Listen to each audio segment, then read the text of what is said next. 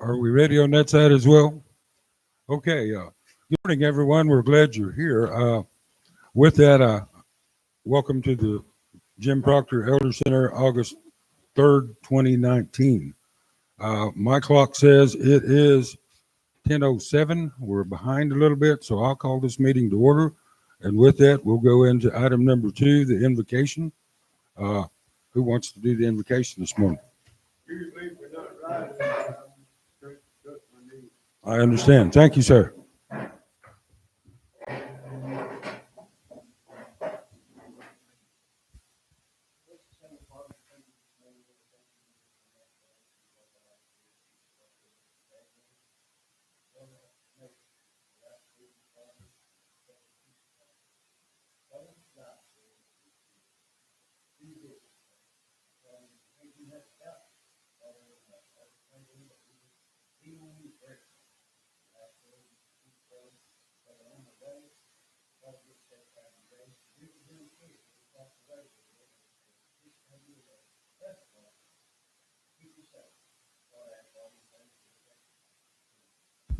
Amen. Thank you, Councilor Steele. At this time, I'll move on to item number 3, roll call. Secretary, if you would, please.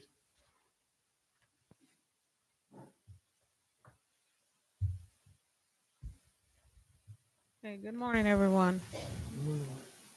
I'm going to call roll, which is item number 3. Eddie's wife called me on my way up. If you all would keep Eddie in your prayers, he's not doing too good. She's had to take him to the VA, so just put a little prayer towards him for healing. Jeannie, Here. Ella Mae, Here. Adeline, she called probably just a little bit ago. She's running a little late, but she will be here. Frankie, here. Sharon, Joyce here. Peggy, Here. Jamie, Here. Charles, here. Barry, Jeff. Here. Okay, Chief, Council, we have quorum.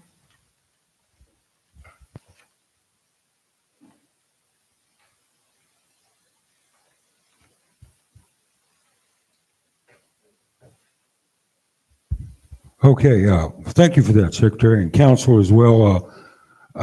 Item number 4 is Chief's address to the Council, so I'll begin that.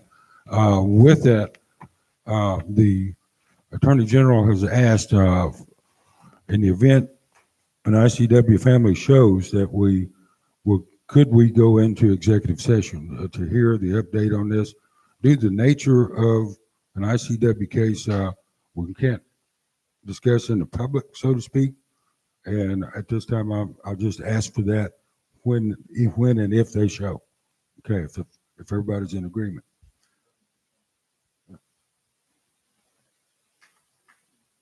Okay.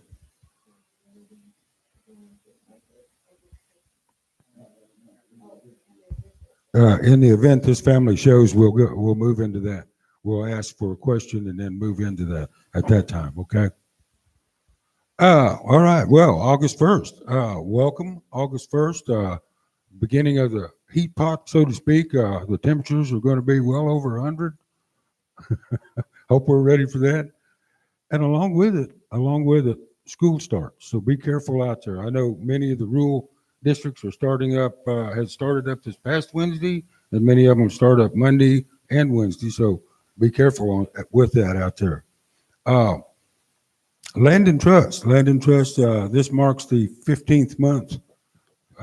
August 16th will mark the 15th month since we've had our hearing, our historical venture to Denver with the Court of Appeals. At this time, we've not heard any word. Since March this year, the FCC ruling, we haven't heard anything on that as well. Early in the month, we had Katua Strong, the last session, as a matter of fact, the last council meeting. And I know there was a lot of participation out there, and we certainly thank each and every one of the volunteers, the barbers, the nurses, and all the departments that put that together, because that was a fun-filled, action-packed, and I think everybody ate a hot dog or two anyway out there. We did have a few physicals taken by the nurses, and a lot of good information that was provided, and the volleyball and horseshoes, I think that was a tremendous success as well. It was pretty hot that day. I guarantee you, I walked around earlier that morning. I walked around the fish pond, made the complete circle, and I was soaking wet. So it was hot that morning.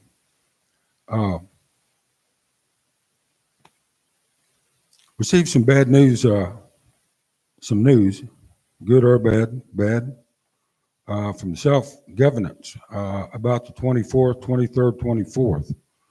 With that, now this stems from our delinquent audits. At that time, they informed us that being behind 1 year is a sanction number one, which they review the money drawdowns a little more. They scrutinize it, they review it a lot harder. And at that time, the second one is a suspension of funds until you get the audits caught up. Since that time, we've engaged several folks to help us with our audits. We're on the verge of getting the first one complete. I can't give you a timeline because when you're dealing with numbers and the magnitude of the numbers, it takes a little while. We've engaged Finley and Cook. We've engaged a former CPA who was our controller at one time. In addition to our own staff, we've also went back to Steinfeld and Odell to get worksheets and things of this nature. So we're in the process of doing that to complete these things. Once 17 is completed, we'll move to 18 and complete that. And then we should have enough time to be caught up with 2019 by June of next year. So that's what we're looking at with that. On the other side, we recently signed a letter with USDA for $48,000 for a food pantry here located on our property here, combined with a $14,000 land donation to that, for that. In all, it'll be about a $58,000 project for here. Now, the thought is, once that's up and running and we're doing well with that, we want to move that a food pantry out into the communities. So that's a good thing that's happening. You see, as you come around, you see earth work going on our roads here, as well as parking lots for the John Hare Museum, as well as parking lots for the Nutrition Center here. Earlier this week, there was another negotiation with the self-governance. We were looking at negotiating $1.3 million in terms of various programs for the tribe. So those are some good things that are happening. One other thing, before I close, two more things. One item is the elder committee meetings were held the third Saturday of each month in the John Hare Museum. They switched the dates. They're going to go for Mondays, the third Monday at 5:30, and we hope you can attend. The final note is we've had one of our elders that attend our nutrition center slipped and fell, and she didn't make it. The thing is for the Gene McCullum, yes, Gene McCullum family, send your prayers for their family to celebrate the life of Gene. I've known her for several years, and she's surely going to be missed. The funeral will be Monday at 10 o'clock at the 29 church. What is it? 2911 church here in town. 2911, yes. Thank you. And with that, that's what I have for here. We'll move on into item number 5, the approval of minutes for the month of July 2019. Secretary.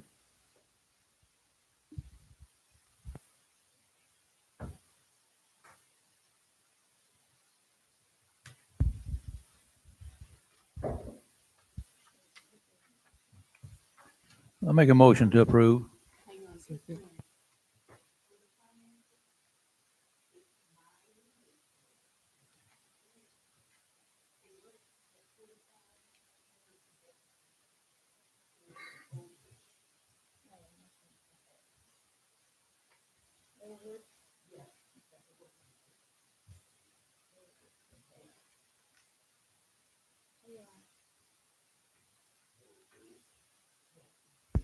Motion to approve with the correction.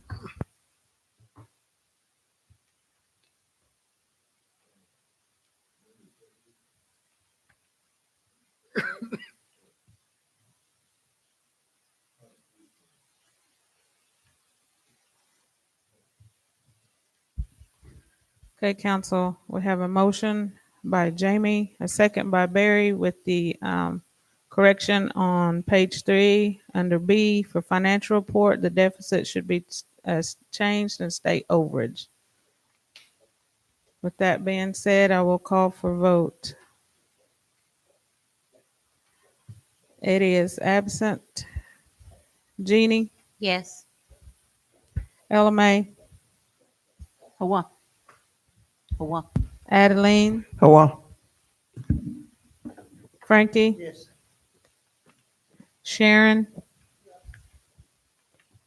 I vote yes. Jamie, Yes. Charles, Barry, Jeff. Yes. I'm sorry, Peggy. Yes. All right, I got everyone.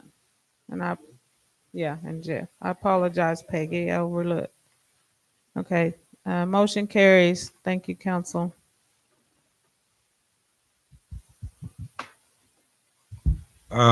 Council, I've just been informed that the parent has arrived. So with that, as we've requested early on with the to move into executive session, if that's okay, we will do so.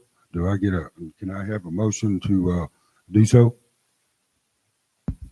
I'll make a motion. Okay, a motion has been made and second.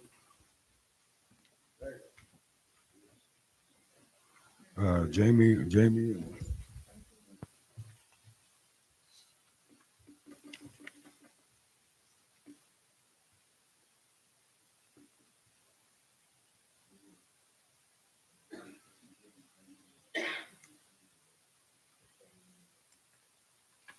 Is this the only subject that we're gonna have in executive session? Is this the only subject we'll have in executive session?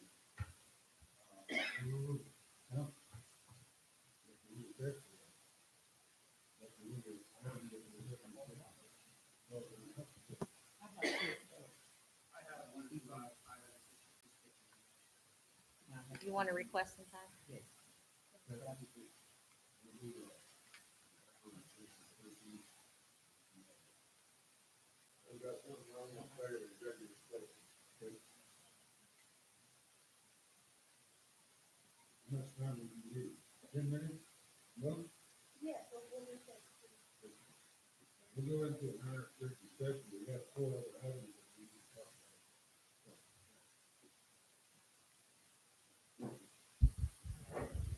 Okay, we have a motion on the floor by Jamie and a second by Frankie. As stated earlier, if the family arrived, we would enter.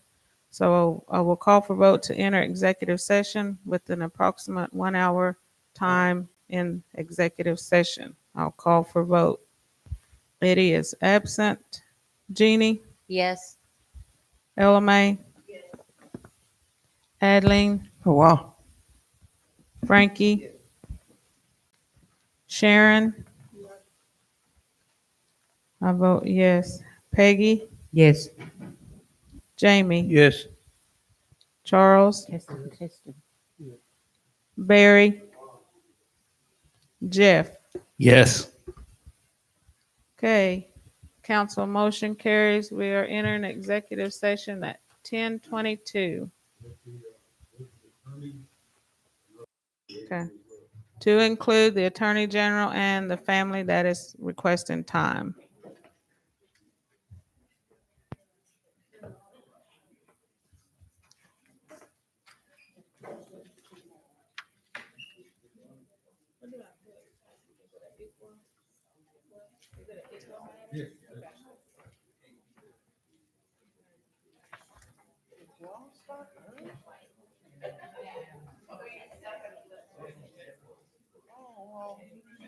We're skipping along.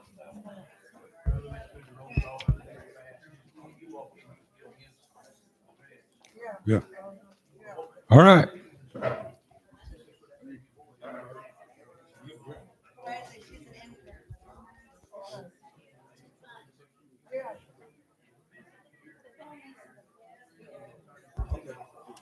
Make sure there's.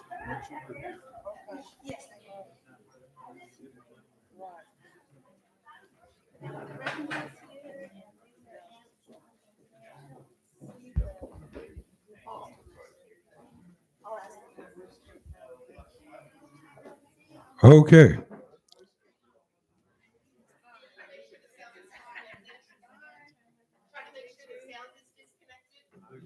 Thank you. Thank you.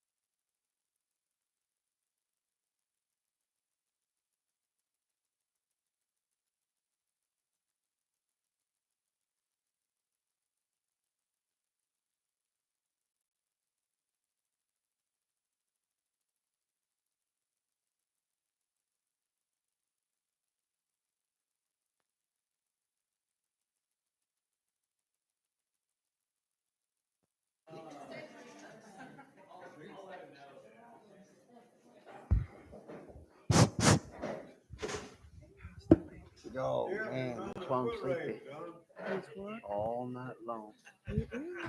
All Okay, night. as soon as we get the That door lay down. audio on, we'll be ready to go.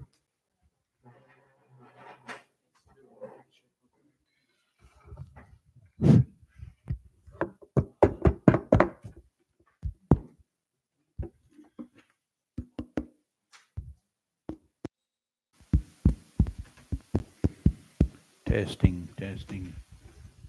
Hello, hello, hello. I'm on, buddy. I'm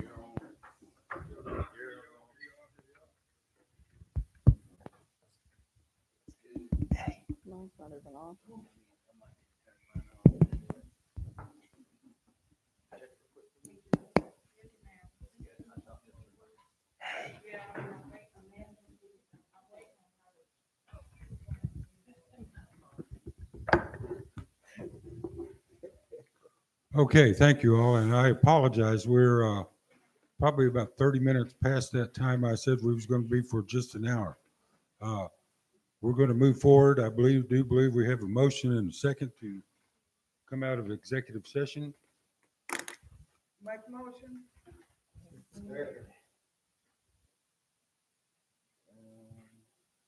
enrollment. Okay, a motion's been made and seconded to exit executive session at 11:58.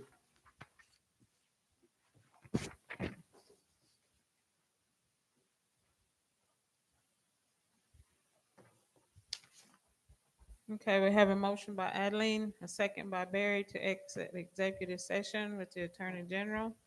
Time is set at 11:58. I'll call for vote. Eddie is absent. Jeannie, Yes. Ella May, Yes. Adeline, Four.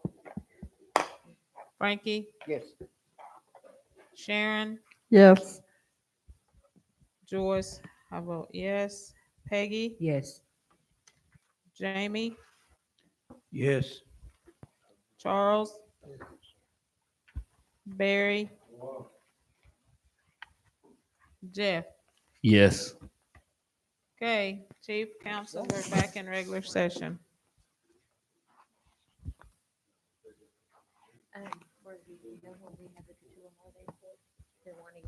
Okay, moving right along, we have item number 6 on the agenda, reports to council. This time I'll turn the floor over to enrollment report. Secretary? Motion to approve. Okay. Hey, motion has been made and second. We'll go to the vote.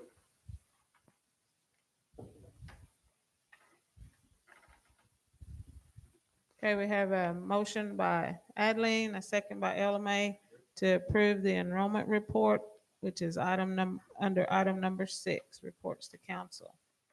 I'll call for vote. Eddie is absent. Jeannie, Yes. Ella May, Adeline, Four. Frankie, Yes. Sharon, Yes. I vote yes. Peggy, Yes. Jamie, Yes. Charles, Barry, Jeff.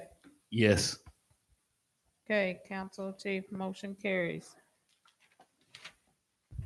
Thank you, council. Okay, we'll move to financial report. Treasurer? Everyone has a financial report. If you look at revenues, 30,000 was brought in, but if you'll notice the rental reimbursement or space allocation wasn't done, so it'll be done, I was told, next week. The expenses were $67,575.74, which puts a deficit of $37,575.74. But when the rental space allocation comes in, that it won't be there, that deficit won't be there. But I didn't figure it out, didn't have time to do that, so we're in good shape for right now for this July month. That's my report.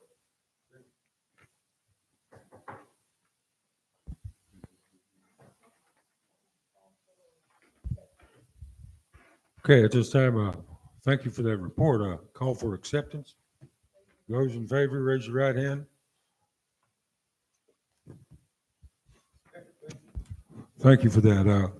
Corporate Board report, Mr. Randall Hendricks.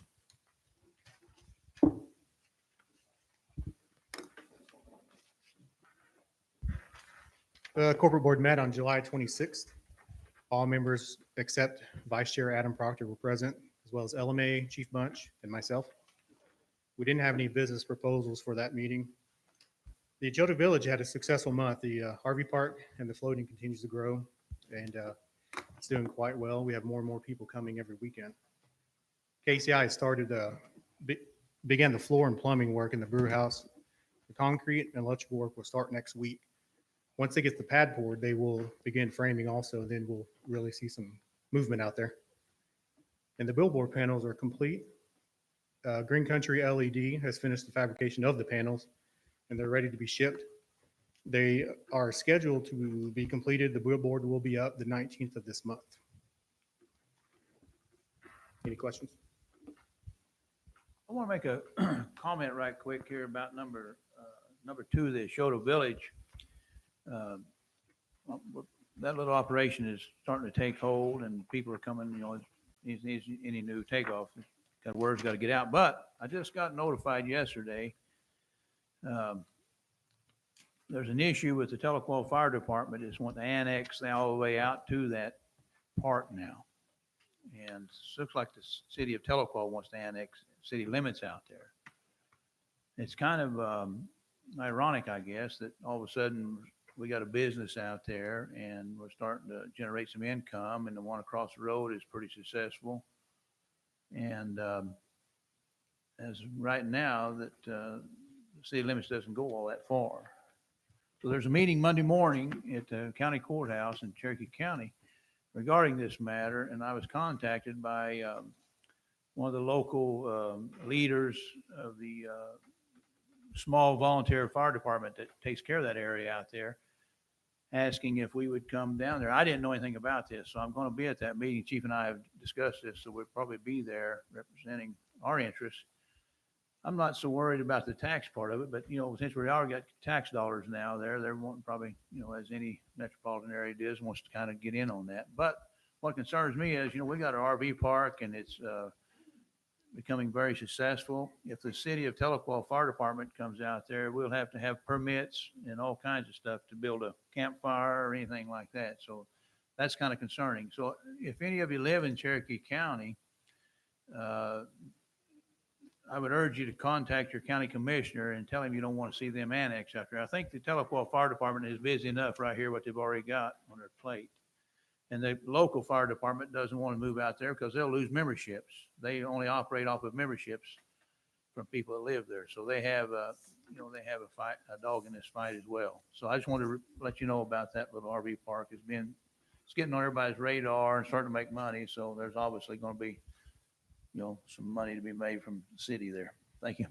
I was just wondering, when are you going to add some more signage out there? I have family that live out that way and drive by there all the time. And I was talking to them the other day. They attended my district meeting, and they said they didn't even know the store was there. And I was like, yeah, there's signs, but they're just kind of small. So I was just wondering when we were going to get some big signs or something out there. I'm looking at purchasing a marquee sign that's a little up the road. There's the Lover's Leap store. It's just been laying over, so I'm trying to get that on a good price. But and then we have another option too. We're going to put some banners out there. So yeah, we're working on that right now. And being open just the weekend, we kind of wanted to get things rolling and then move on forward with that. Mm-hmm. I was going to suggest that too. I was going to suggest that old building right there, they closed it down, and so it was available right there. So yeah. Jamie, I have a question. In regards to what you were talking about, what does that do with our insurance? Like, as in, I know that it makes a difference with insurance as to who the nearest fire department is? Well, the Illinois River Fire Department right now is just around the corner. So Wow. that's a good question you have there. So they're the one that's been taking care of any issues out there. And so they're not wanting they're the ones that contacted me and said, hey, we want you to help us keep them from moving out here because we're going to lose a lot of membership money that's available for them. And then I got to thinking about, they didn't want to move out there at all until all of a sudden there's some businesses going in out there, which creates sales tax. And you know that the city is getting ready to up the sales tax again here in Tahlequah. So for every $100 you're going to spend at Walmart, you better lay about $10 or $11.50 or something aside for the city. The sales tax is going up.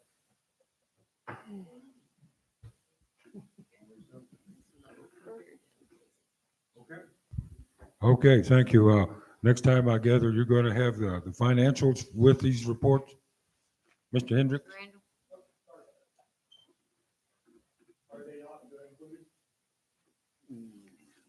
They're not here. Did- I believe our accounting person, she did say she was going to email them over. Okay, we'll look on the email then. Okay. All right, thank you. If you don't have them, let me know and I'll get them to you. My email is down right now. I haven't had it removed yet. Okay. Opioid Healing Project, Ms. Robinson. Good afternoon now. So Dr. Byers, Dr. Byers had a personal issue, so he cannot be here today. So what I am referring back to was a detailed report that I submitted last month for council meeting. And we can go through and talk about the report that you received a couple of weeks ago. Or if you have particular questions that you would like for me to address out of the program. If you did not bring last month's report, I was able to print off just the aspect of the opioid project for you. We are fully up and operational now. We have a project manager, we have a part-time therapist and a part-time case manager. What I would like for council to remember is we received a very small amount of funding to start this program, so it is a part-time program. We are seeing at this point two to three, we may have added another one in the last 2 weeks, clients. We are assisting them with referrals. We are assisting with transportation needs as that arises. We are also looking at trying different methods of expanding our services and working with different agencies to address a successful treatment for members that are seeking opioid treatment. We're looking at chiropractic services. One of the things that I'm excited about is Cherokee Nation has reached out to us with their $3 million grant to assist our members and our clients that are seeking treatment through the program. Cherokee Nation has reached out, and our members are a priority to receive job placement, job training, and employment services through their opioid career services displaced workers grant. It does not affect any of our services. We do not have career services in the grant, nor do we have a career services or job placement, job training program within the UKB.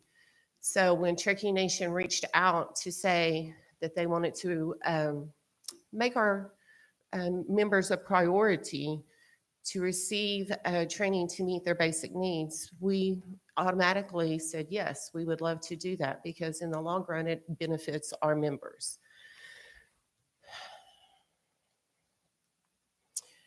We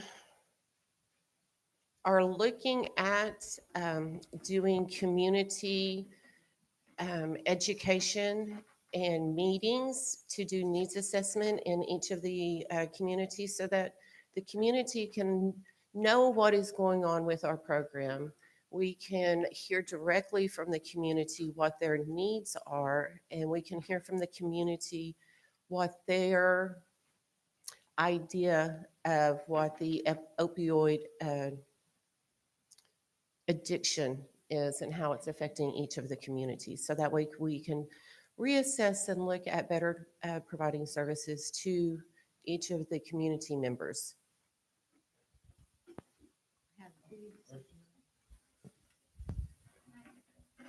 In the aspect of where you were talking about Cherokee Nation extending their hand out and wanting to help our members and make our members a priority, what's going to happen to our enrollment with those members once they're set in a Cherokee Nation training environment? Good question. Nothing. The opioid displaced workers grant that Cherokee Nation has is not a funding source that is exclusive to Cherokee Nation members only. That funding source is a federal grant, so they have to provide services to anyone that walks through that door, including non-natives. So our members will not be required to switch over or do anything with their membership to receive that service. Is that guaranteed? We are continuously working and have an open communication with them about that concern for that program. And yes, to everything that I have been told, membership, there is not even a membership question per se on the application. It is looking at focusing on the displaced workers as a result of the opioid. Yeah, I understand that, but it's scary when you jump into that aspect for the reason being that you can go to Cherokee Nation and you can go to a counter and you can just check in there, because you may have a question, and next thing you know, you're having to go to their courts to relinquish yourself. Anything that they have that a person signs in on, they automatically put them in their database and they pull them right in. I think that's a dangerous thing to actually even entertain. I'd like to say right now too, that I believe that UKB has more patients than anybody. They're all struggling to get patients, I understand. And I think we have the most right now. So We've I got, want to congratulate you on that part. how Thank many do you. we have? Right now, currently receiving Two? services is 2 to 3. But with this particular issue, every tribe that we have spoke to that receives the same funding, as well as Cherokee Nation's Career Services Program, is struggling to receive people coming in to receive services because of the stigma, because they're in active addiction sometimes, and they're not ready to address that. Yeah, and that's the thing is you can't just open up a program and expect for them to flock. It's not going to happen. No. In addiction, they've got to be ready to make that change for themselves. Nobody can make that determination for them. Well, but I mean, still, just 2 with only 2, that's a little. Well, you hit the nail on the head with Yeah. what the issues were, and we're doing outreach. We're reaching out. The unique situation with our program also is we are not only offering services to the addict, we're also offering services to the family to make them understand and realize, yes, I want my husband, my son, my daughter, whoever it is, to seek services, but instead of beating my head against the wall, now I can understand why they're not, because of the aspects of addiction. And you're saying that you'll come out to the community meetings to discuss this. Do you have a sign-up thing to have when you can go out to meetings? You let us know when you want us there, Okay. and I will have our treatment staff there. Okay, all right. I'll get with you on that. Thank you. Hey, that was a great question right there. So council, if you have a need for the folks to come out and make a presentation, please go through the director and go and get that done. Thank you for that. I don't believe there's any more questions at this time.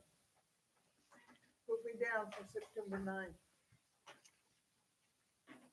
Actually, I believe in talking to our director and the therapist, I believe they've reached out and we're planning on trying to be there. Okay.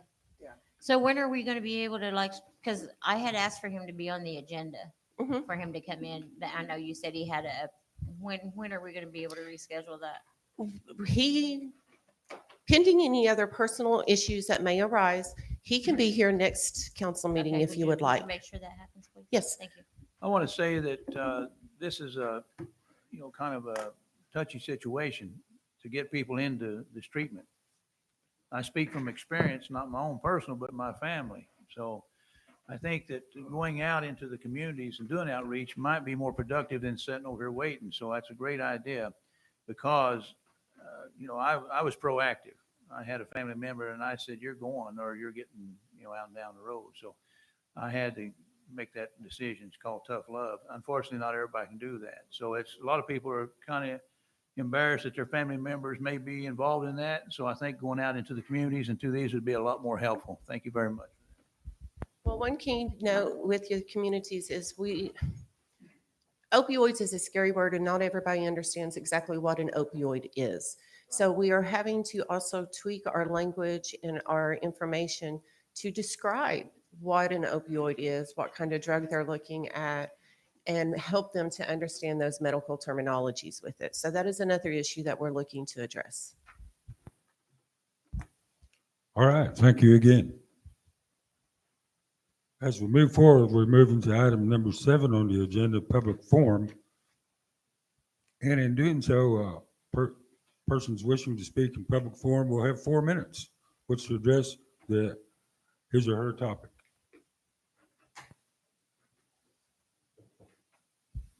Okay, council, we have 7 to sign for public forum.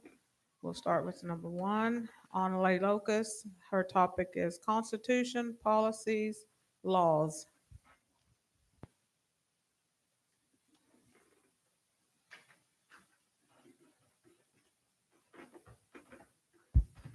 Woodall Council. I'll be discussing 3 things that Joyce mentioned. The people around this table is who we, the people, are counting on to help us turn this tribe around. Our Constitution clearly states that the council shall appoint subordinate personnel. It says it right here in case you haven't seen it lately. To conduct day-to-day business.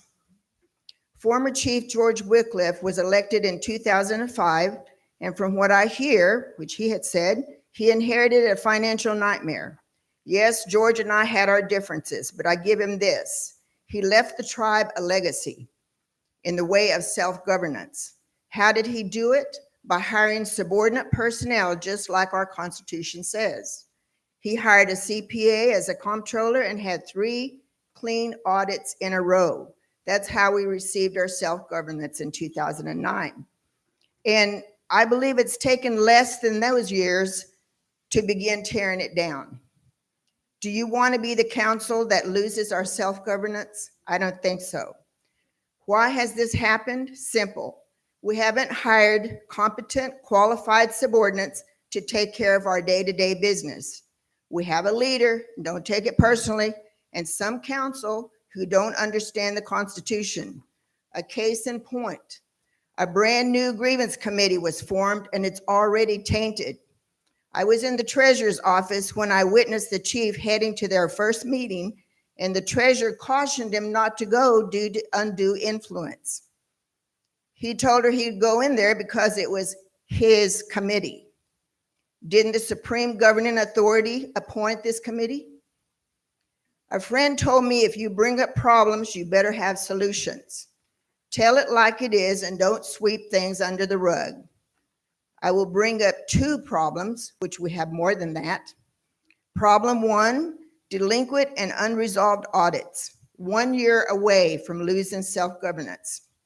Solution 1, hire a qualified, experienced full-time CPA for comptroller. Problem 2, chaos in the workplace. Solution 2, hire a competent, suitable EDTO. And I'll return to this after I address 2 and 3. The tribe hasn't been following policies.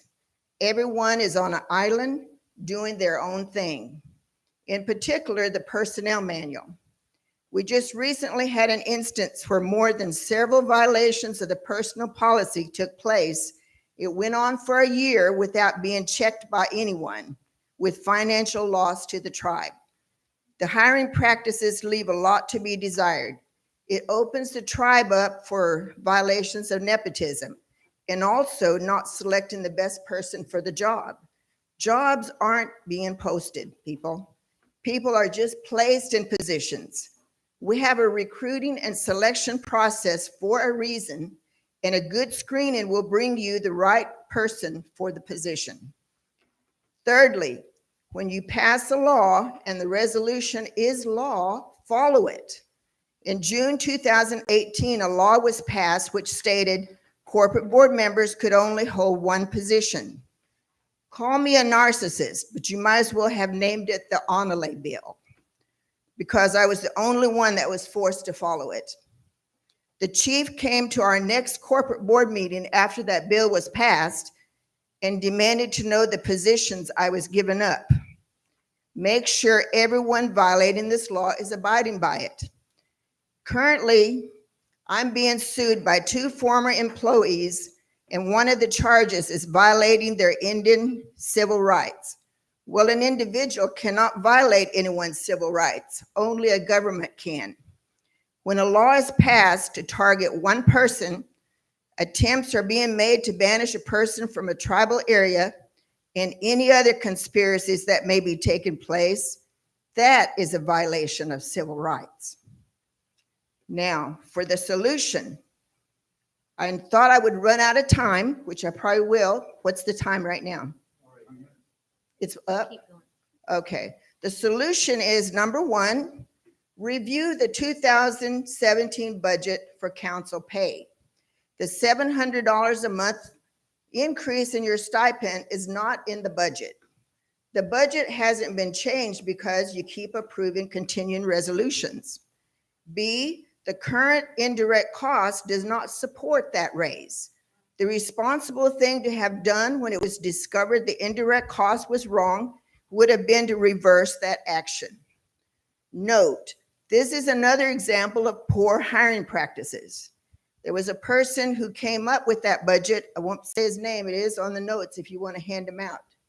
Do you have the, without consulting the treasurer or the EDTO. He was hired by the chief and a few others in a clandestine meeting, because I was still over in the other building when that happened. So $700 a month for 13 council members, that's $9,100 a month, which equates to $109,200 a year. 2, review the 2017 budget for health insurance for employees and council. $0 were allocated. $677 a month for 13 council members is $8,801, which equates to $105,612. Note, it could be less if some did not take the insurance. The total potential savings is $214,812. That's an approximate, because I just got approximate amounts from the treasurer. 3, follow the recruiting and selection procedure in the personnel manual. A, hire a qualified CPA as comptroller, hire a suitable qualified EDTO, hire a personnel specialist, counsel certain ones, stop meddling in tribal day-to-day operations. That's not your job. Council, stop allowing it. 4, review the 2017 budget for information technology. Was J.D. Young's contract allowed in that budget? That's all I have.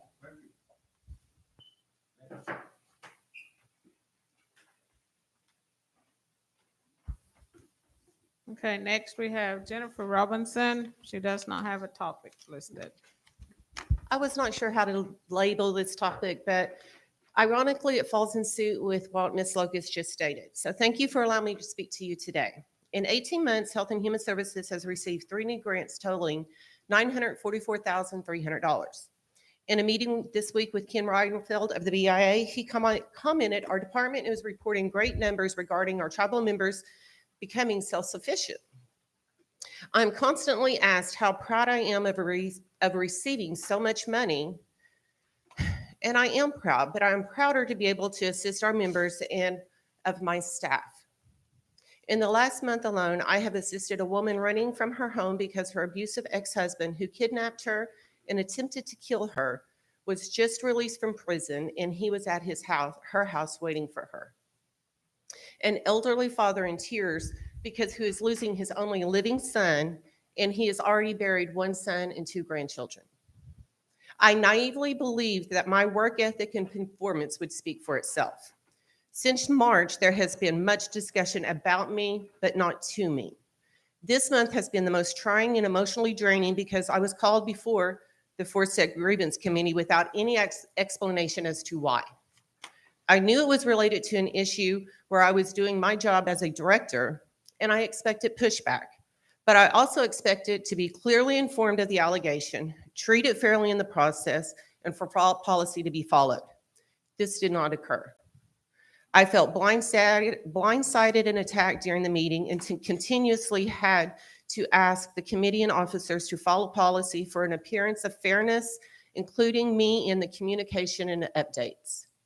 I know speaking out today will have severe consequences for me, including an increased hostile work environment and increased micromanagement attempts by members of this council.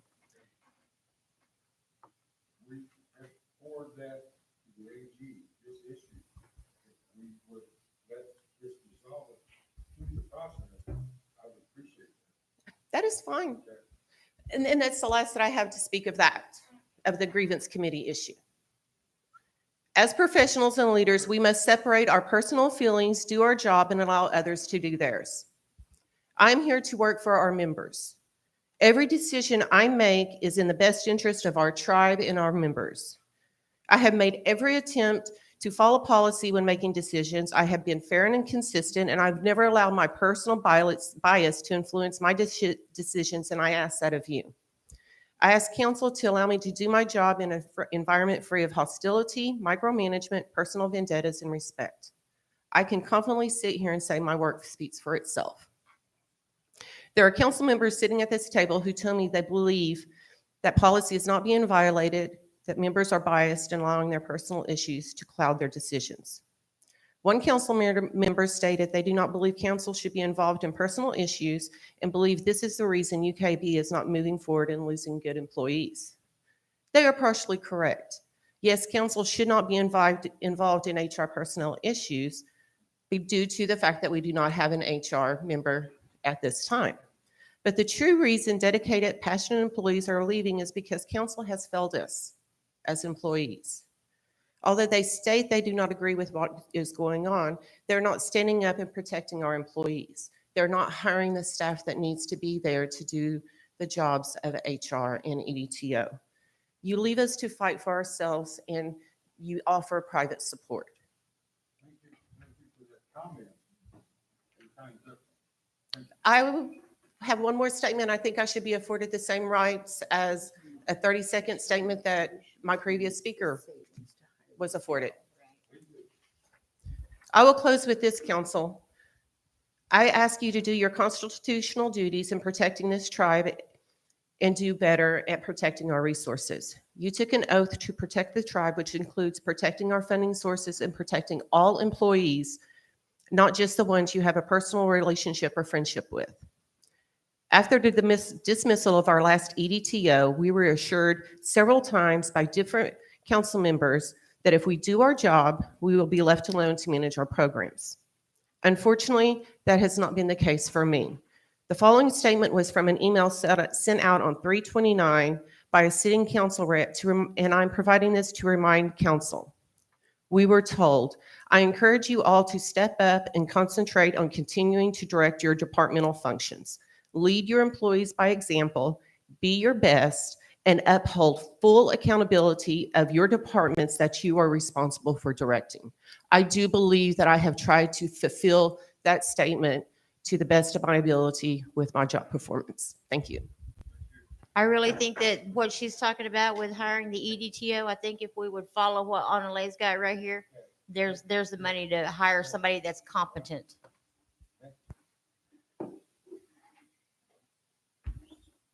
Okay, next we have Brittany Bennett.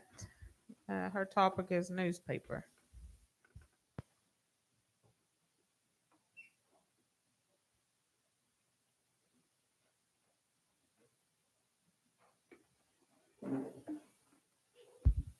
Good morning or afternoon, I guess, council. I wanted to address the newspaper with you today because it has become quite an issue with me. Um, as you all know and are very aware, I am the only staff member that is on media. I handle our newspaper, I update our website. Anything you see on social media, that's me. Um, I handle any public information requests. If we get messages through Facebook, if we get emails, um, PR requests, um, helping, coordinate events, that sort of thing. For the past year, that has been my job, and it has been solely my job. I have no budget. To my knowledge, I am the only department that has no budget. This is becoming an issue for me. I have kind of sat back and tried to be patient. I've worked, pretty diligently, just trying to get my work done. But we're reaching a breaking point in media. And I want to be very honest with you about it. For the past year, I think I've been fueled solely by the fact that I love my tribe. I love working here. I love what I do. I love that we're doing things that were not done before, including things like live streaming this meeting, which is also one of my duties here. I'm coming before you today to ask that I be given a budget, that I be given a staff. The newspaper itself, I write it, I design it, I manage it, I take pictures for it. I'm constantly gathering information from people in departments. It's anywhere else, you would have a staff of at least 5 people doing this. And it would be something that wouldn't be overwhelming for one person. I have no time to even try to create ad revenue to put someone in my department because I'm too busy trying to write the paper. It's become an issue just this past month. I will be honest with our tribal members. Your August paper isn't out yet because I decided to be a person this past month and I took a vacation. I was gone for a week. And even though I was on vacation, I was still working. Council had passed a decision for Redbird Smith and Sequoia's birthdays that we were going to take that Friday off. So there I was on my vacation in front of my computer. I'm creating a graphic. I'm letting people know we're going to be closed. I'm having to sit and post on a Friday, about these 2 great people in our history. And it's just gotten to the point where I feel like I can no longer be silent and polite about it. So I'm here before you and I'm asking, set me a budget, give me a staff, because at this point it's becoming overwhelming. I feel like I'm not a person any longer, but I am my job and the person is coming second. So at this point, that's all I ask. If you have any questions or would like to talk to me after, I'm very open to that. But that's kind of my topic for today and what I wanted to address with you. So thank you. I have one question. We talked about the newspaper that you were going to have the council deliver out to people, but now it's still being mailed out, right? Yes, it is Okay. currently being mailed out. I actually had approached a few people in leadership about that cost, just because I know we do have some issues right now with budget. I was basically told to stay the course. And I'm sitting here and I'm trying to make this work. At the end of the day, obviously I want the newspaper to go out and I want people to be informed, but I also want to have a job and you need money for that. But at this point, yes, it is currently being mailed out to around, I believe it's 2,700 members. And then I order around 250 extra copies, and those are for our newsstands. And those have been running out this past couple of months. It costs about $2,000 a month to produce the paper, and that's on top of my salary here. And that's for printing, that's for postage. We do a return mail service through the post office. So if anyone moves or if they pass away, they'll send me a little card back. And each card, can cost roughly 30 to 60 cents. So that also adds into your cost.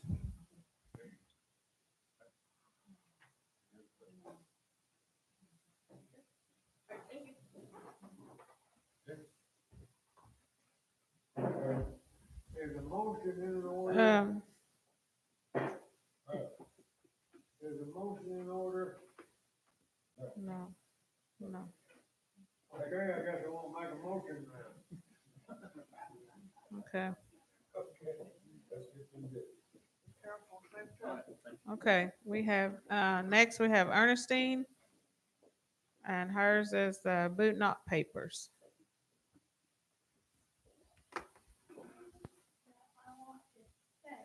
I understand how Brittany feels about the job because I'm the original one-lady newspaper person for the Catuas. I did the Catua paper back in the early 90s, and it was a big job even then, and it's gotten even worse because of all the electronic stuff that she does, and so it is a big job. But I wanted to just let you know something good. Seem like everybody is complaining about stuff, and I understand we do have problems, and I appreciate everybody expressing their concerns. But we do have, I have been able to find the Frank J. Boudinot papers. They're in the collection of his grandson. His grandson lives in South Carolina. Frank J. Boudinot, in case you're not aware of Catua history, was the Catua attorney from about 1901 until 1940s. And he went through a lot of the illegal instances that we had with the government back during the allotment period and also during the reorganization period. He's the one that wrote the application, I guess, for the certificate of incorporation for the United Catua Band back in 1905. And he is also the one who helped us to get our recognition. So there are lots of papers there that are extremely important to the history of the United Catua Band during that period. And we've been able to come up with the person who has those in his house. That is James Boudinot, who is Frank J. Boudinot's grandson. So we are going to go to South Carolina and to collect at least copies of those documents so we can have those in our archive for a history. And if you don't know anything about the Catua history, you need to learn it, especially our people on the council. I think from a personal perspective, it should be a requirement for every council person to take a course in Catua history. It's extremely important that you know who our people were and what they went through to get where we are today. And we're not here because we did anything great and wonderful. But there are people back there who did do great and wonderful things. And we need to be able to know about that so we know who we are and we know our strengths. So that's just a little sidelight for you. But Frank J. Boudinot was extremely important to our history, and we'll be very excited to get those papers and to learn even more about that period of time when he was our attorney. That's it. Are you gonna make a trip to go get them or what? Yes. I'm going Tuesday through Friday. I'll be going, and that money is coming from the IMLS grant that we got to round up all these documents. So, thank you.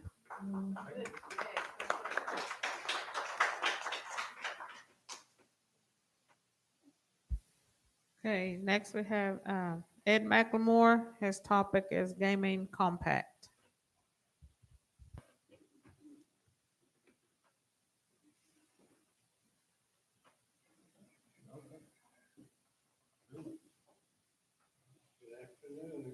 Good afternoon.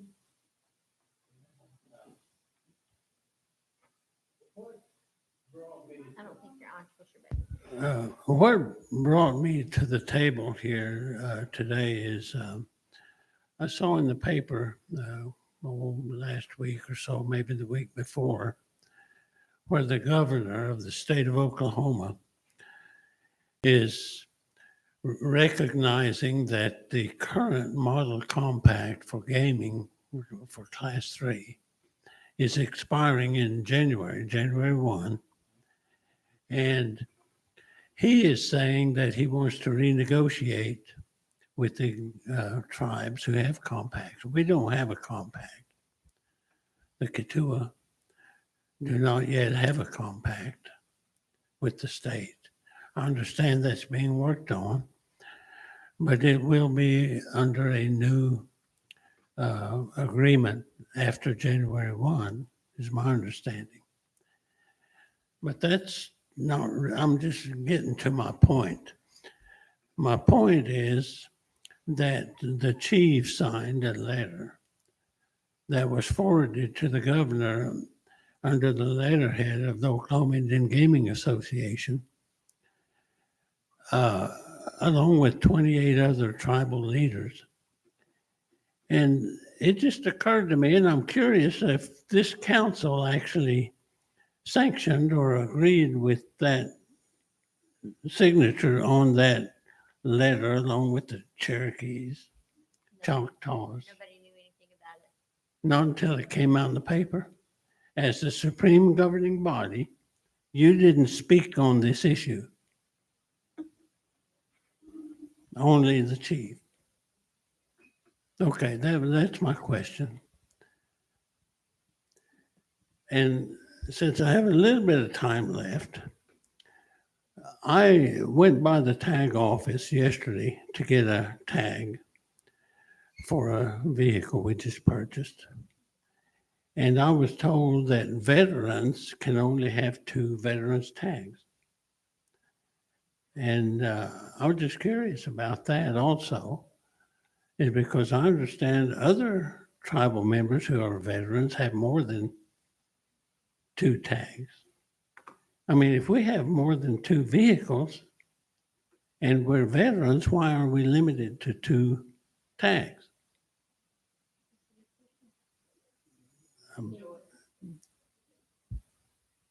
That was a decision by the tax commission. So if you want to address the tax commission, you may on their decision.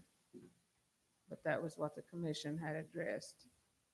Okay, well, then that brings up the follow-up to that is, as the supreme governing body, I think the council may direct the tax commission on that issue. So I'd request that you all consider that. Yeah. For military veterans.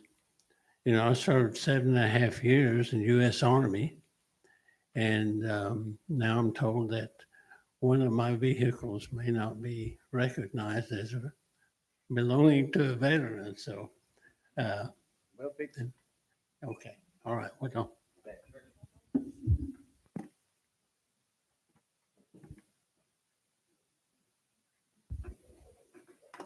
Okay, next one is Joanne Tidwell.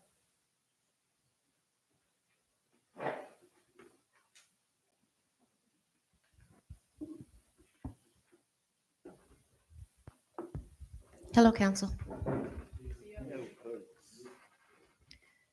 I have a couple of issues and I'll try to go through them really fast so I don't use up everything. I would like to draw your attention to a Tulsa World article I saw that said generally, former Pawnee Nation employees sentenced for theft of federal funds.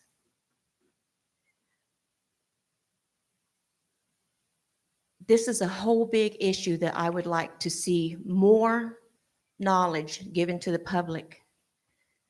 We have had people that have been, politely say, dismissed from our employ, and they have now filed cases against some of our council, which I see as purely retribution. And that's my opinion, but that's how it appears. That person in the Pawnee case, her name was Frances Roughface, and I suggest you look at that case because it parallels and mirrors ours. That person at Pawnee tribe took money, federal money, bought Michelob beer. She bought iPads. She bought cosmetics, clothing. And we don't have much of a different scenario here. The Pawnee Nation lost $26,000 roughly. I would like to know how much money our tribe lost and how that money is going to be repaid to the tribe, because the tribe distributes money that belongs to the members. The other issue I have, voting. Council here has the right to vote yes or no, or abstain. The abstention vote that people place should be either a yes or a no. If the person wants to abstain, I would prefer that you be more educated on the issue that you do not want to vote on at that time. And if you abstain a vote, I would like to see it come back because I like a full council voting for every resolution that we have. Second, absences. Absences are not penalized. We have a full council here that is paid monthly. Sometimes there are personnel issues that you can't help, but they seem to be critical with some people. I've had an issue of elders calling me and telling me they can't find our newspaper online. It needs to be more searchable under the YouTube. Because whenever you call somebody and you say, well, it's on YouTube. Well, they search on YouTube and they put in Katua and they don't find it. And I emailed Brittany and she sent me a link, which was good. It's UKB Media and it comes right up. But most people don't know that. Most people do not operate computers, have computers, and especially our elders have problems. Grant submissions. We had the grant submission for the opioids. I would like to know as a member how in the world you plan to receive that grant under sanctions. Will it not be an issue or will they just give it to us freely? We have our people down south, our neighbors down south, that are waiting for these things to happen to us. And I do not agree with anyone bringing in CNO in the opioids due to one fact, medical. They will tell that person he has or she has to enroll CNO in order to get the proper medical care at Hastings. If we ran our own service, I wouldn't have an issue with partnering with anyone because I wouldn't be afraid that they would take our people away from us. But people are in need, they're desperate, and we're not addressing all their issues. Thank you, Council.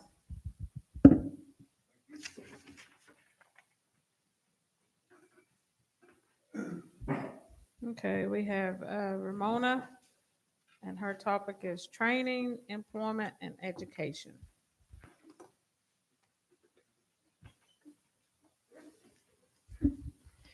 Thank you, Council, for allowing me to speak today. Recently, we had a closed meeting with the BIA. And I'm wondering what all happened in there. I don't know because I couldn't come. One of my concerns was the higher education, employment assistance, job training, and JOM. Were these issues discussed with the BIA? We should have those programs. And I was told by one of the higher ups in Washington that we should have those programs. So I'm wondering why we don't have them. Does anybody have any answers? Was this discussed in the meeting with the BIA? Yes, it was. What was the outcome of that? They referred us to the Department of Higher Education on the in Oklahoma City. We got a list of names of the people that we need to contact to go in further to possibly get this worked out. Does that include employment assistance, job training also? Yeah, it was. It was. Yeah, it was. That was addressed. Yeah, it was education. And, it was under Jennifer's contract, and they were more or less told that there was, if they allocate the money, and it has to come from Congress, then afterwards, then it can be taken from a fund for job training. Okay, we were what is told. the next step, the plan for the next step for acquiring that? Mhm. What's the next step? Well, that would fall under the implementation. Once the money comes in, it's up to the different departments to implement a plan on how to spend the money. is what Well, we were how told. and where will the money be acquired? From where will it be acquired? And how will that be I honestly done? don't know. I know it has to be allocated by Congress. Jennifer has a little, maybe a little input, just a real quick statement. When I spoke to them about it, because I was very interested in the job training and employment as well, what I was informed of is that they gave me the office and the contact person to call and talk to start looking at how we can start getting this funding and what we need to do to begin that job training and education program under the BIA self-governance funding. So that is on me to follow up with, and I have the name and number to do so.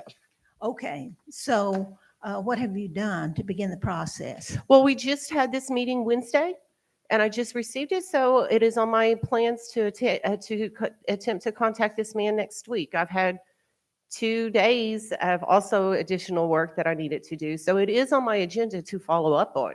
Okay, can you give us a report at the next meeting? Yes, I would gladly. Because we've been on this now for, these programs have been withheld from us for 49 years. So I don't think I'm being impatient. Nobody's being impatient on this. And we should have had it done long ago. And I've just been very disappointed. We meet with the BIA on these issues, and we expect to have something done, and then it goes away. It disappears. And a year from now, nobody knows what happened to it. Who is following up on this? Who Ramona. is following up? The meeting that we had the other day was because our self-governance is getting ready to expire. What they were doing is they were going over the actual contract that we do with BIA in order to keep our self-governance and the things that have been changed, the updates, new things that have been changed.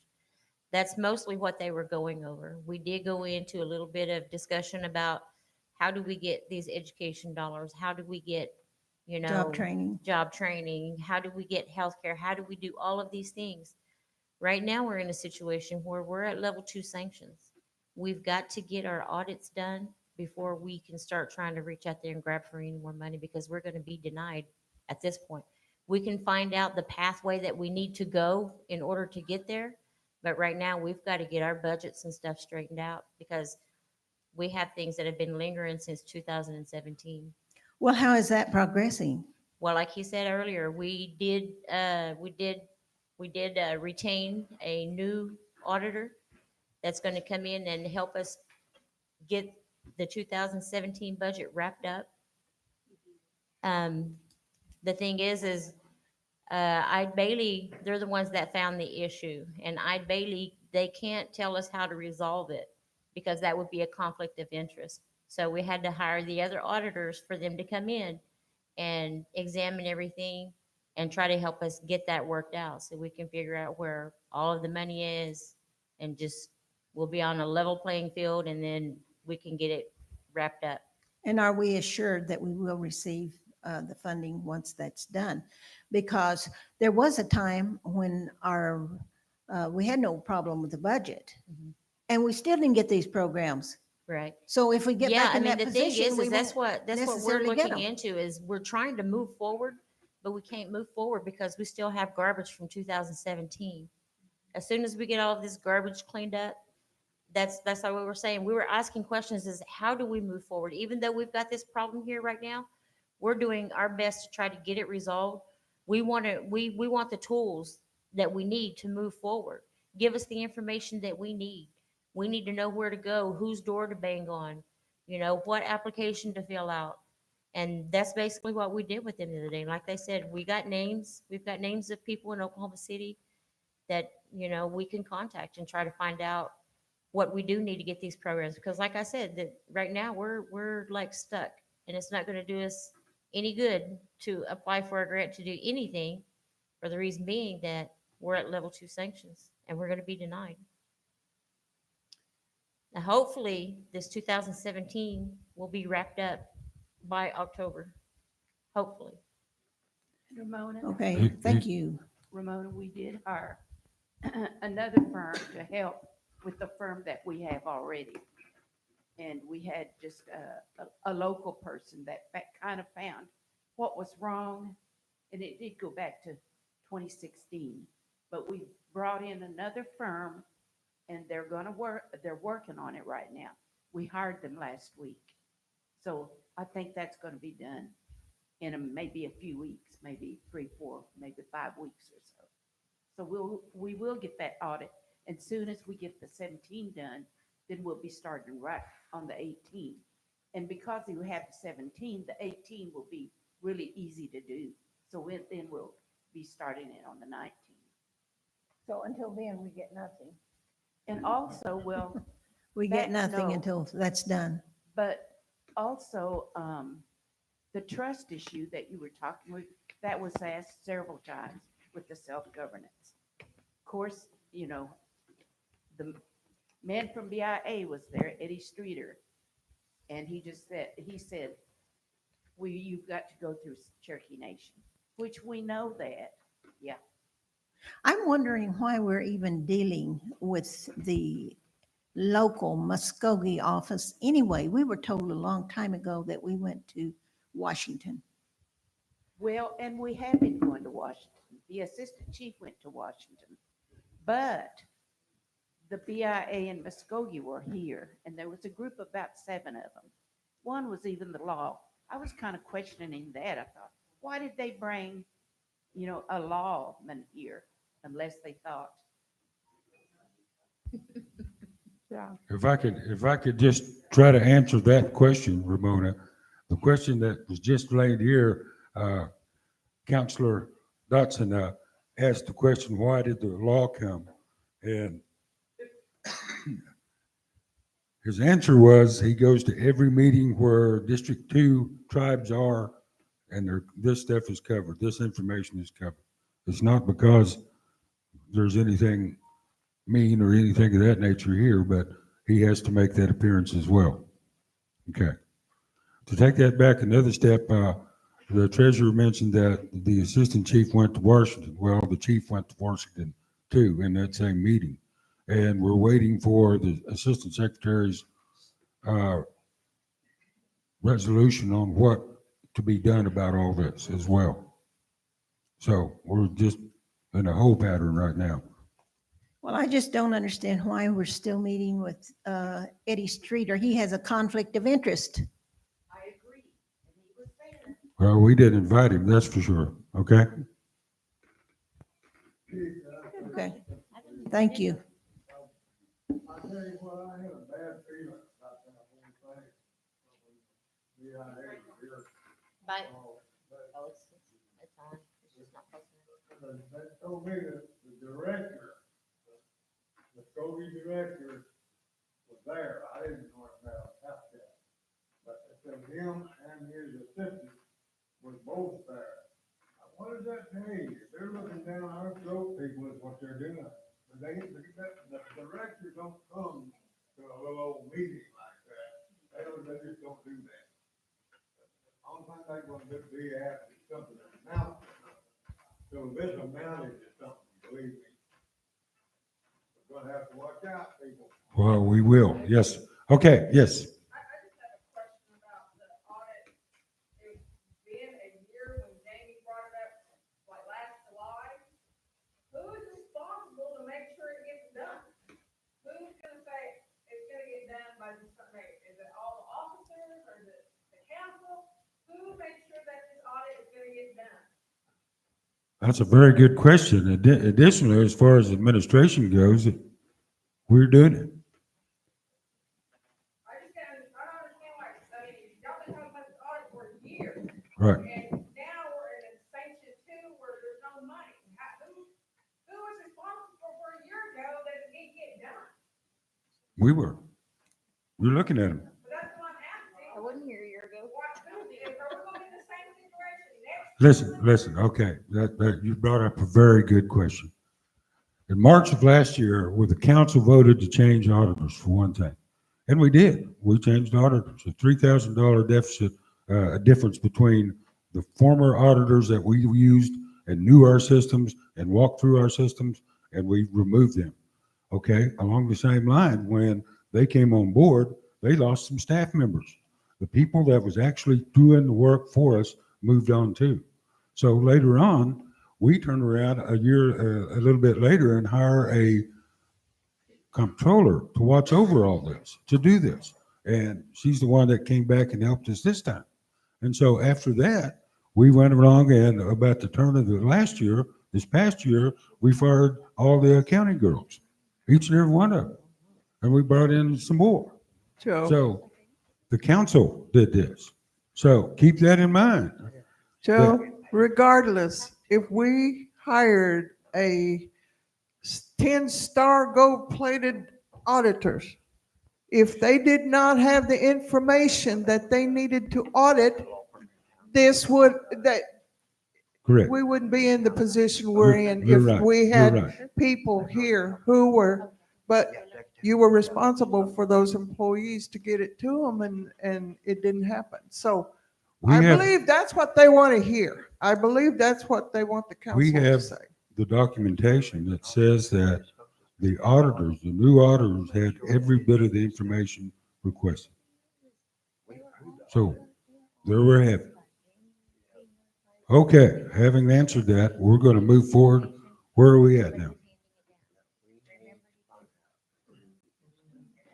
New business, item number 8.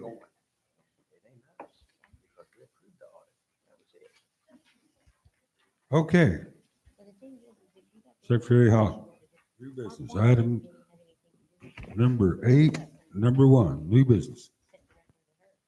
Hey, council, item number 1 is just in a courtesy for like Title VI and then our celebration. I had addressed this to the chief that usually when the celebration is going to be held the first Saturday of October, we usually move the meeting to that following Saturday. But he had said that maybe we could meet on that Saturday, but at an earlier time. So therefore, if you see my item, my request is to move it to that Saturday, which would be October the 12th. Because October the 5th will be our Katua celebration. I was asked by a tribal member that has read our Constitution, and he asked, when is the annual meeting? What time is the annual meeting? According to our Constitution, we're supposed to have an annual meeting on that day. And why are we moving it around? Why can't we have that meeting that day and make as the annual meeting? Well, that's what I'm asking. But not at 8:30 in the morning, because there's not going to be very many people there. We could have it at the pavilion.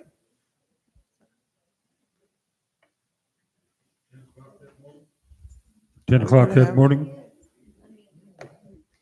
From what I understand, there's lots of events that's going on during the day. All of us are volunteering to make sure we serve the people That's that we do. usually at 1 o'clock. We could have the meeting at 10 o'clock until 12 or whatever. Okay, so and all who's the gonna other set stuff. everything up?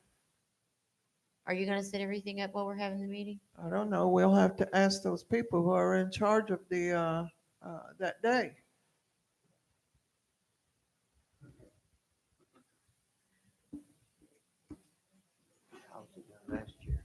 Well, first of all, it depends on how long your meeting is going to be. So this year, since we are not having the Chiefs breakfast as early as possible, the first thing that we do have that would include everybody would start around 10 o'clock. So 10 o'clock starts the actual day. So if you held it at 8:30 or 9 o'clock and you were finished by 10, you would be okay. You would not miss anything. So. Because remember, we're having people cook here. Yes, also the kitchen is being used that morning as well for the meal during the daytime. So just take that in mind. I don't know, I think for the pavilion, I think that would be the place that meeting Now, should have been. during lunchtime, that's when I have a separate area for the dignitaries table, and that's going to be like at 12. So that area is fine for you to use up until, I think 10 o'clock is the music starting to at that time. I think so, yeah.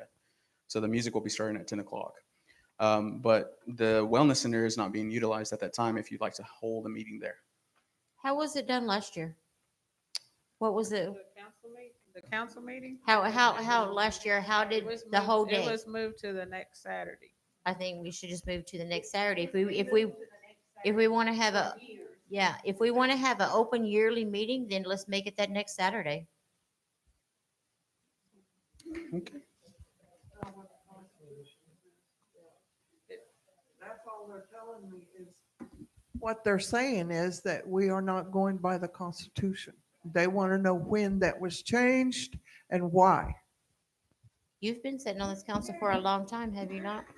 It was changed during the time I wasn't on the council. Okay. I think we're talking about two different meetings here. We're talking about the council meeting and we're talking about membership meeting. That's the annual meeting that you're talking about. Annual meeting is a membership meeting. And in the past, we have done the council meeting the following week. We've done, and I don't know how it's been since Joe has been here. I've been working at the museum. I don't get to go to anything over at the grounds. But in the past, we have had the annual membership meeting in conjunction with the chief's address. After he gives his address, then we have opened it up to the membership. That's what we've done in the past. I just thought I'd add that. Thank you for that. That truly, that's I the way will, it's been for I the will last. respond to him, to his question Huh. as such. And that's interesting. What kind of information happened during those meetings that was actually taking place? We always had an agenda that was away from meetings, and so to speak, it was just. Some things that the chief would bring up, like if he needed to ask the people for their opinion. Okay. We've also had a vote for certain things, during that meeting. Ask the people for a vote on certain aspects, whatever was come up, whatever was important at the moment to the people. How would they vote on it? All right. That's what we've done. Thank you. Yes.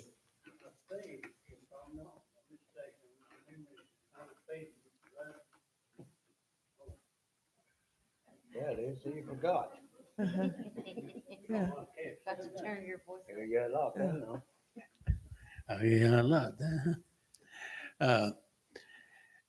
If I remember right, the Constitution says that the annual membership meeting is supposed to be in September. Not at the October believe so. annual meeting? I believe the Constitution says so. It's in September. I may be didn't bring it. mistaken, I but didn't bring it, yeah. oh, is it not? I Okay, think I read that too. okay. All Okay. right, sorry. Thank you. Yes. Okay. All right. You've got it here. Let us work on that and see in the next meeting if we'll go from there. Okay. Well, then I'll make a motion to move it to the next Saturday. Uh-oh. Okay. We have motion made and second that we move the October meeting from October 5th to the 12th.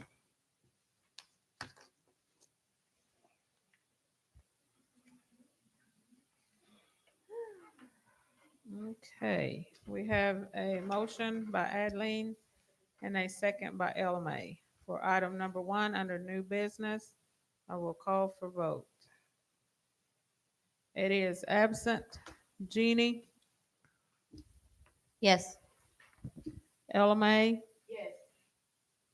Adeline, Wow. Frankie, Yes. Sharon. Yes. I vote yes. Peggy, Yes.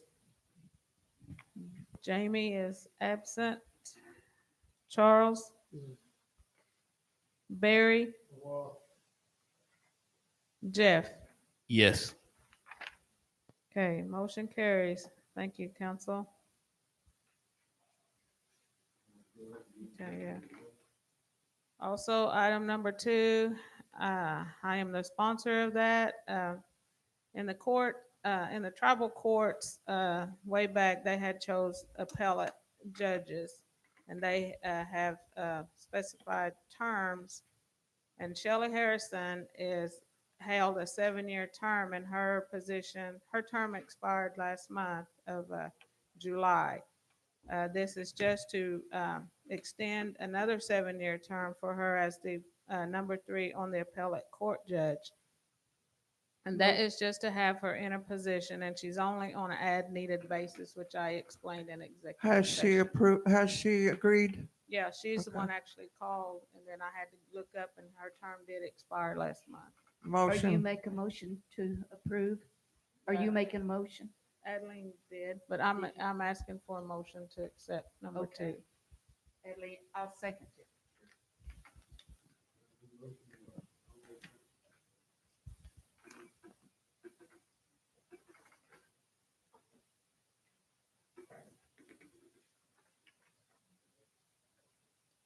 Okay, that is item number 2. Under new business, I'll call for vote with the motion by Adeline and a second by LMA. Okay, Eddie is absent. Jeannie, Yes. LMA, Yes.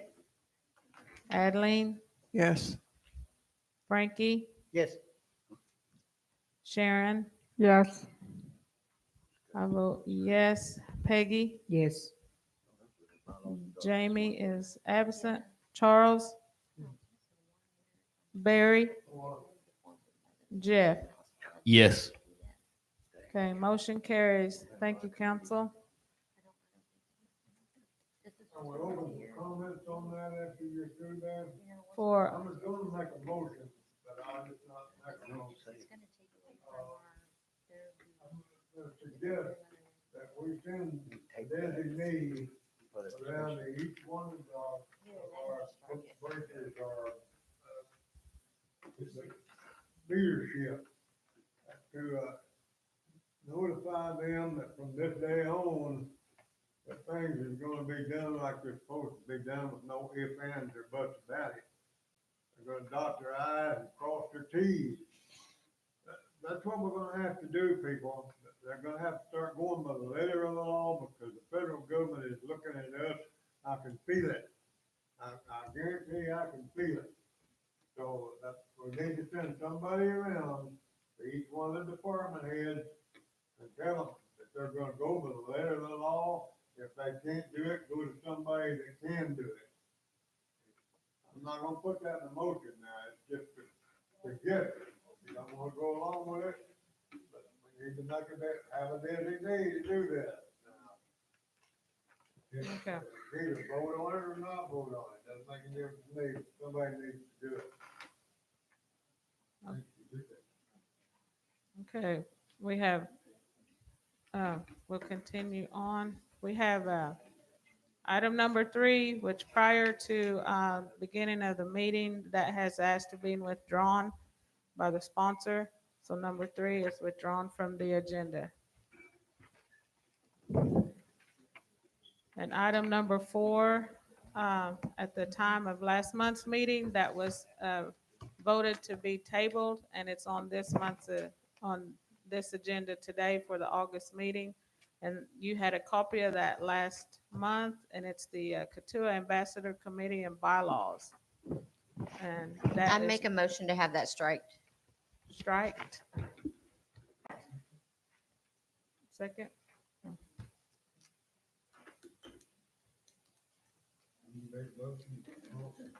Mhm. So. Okay.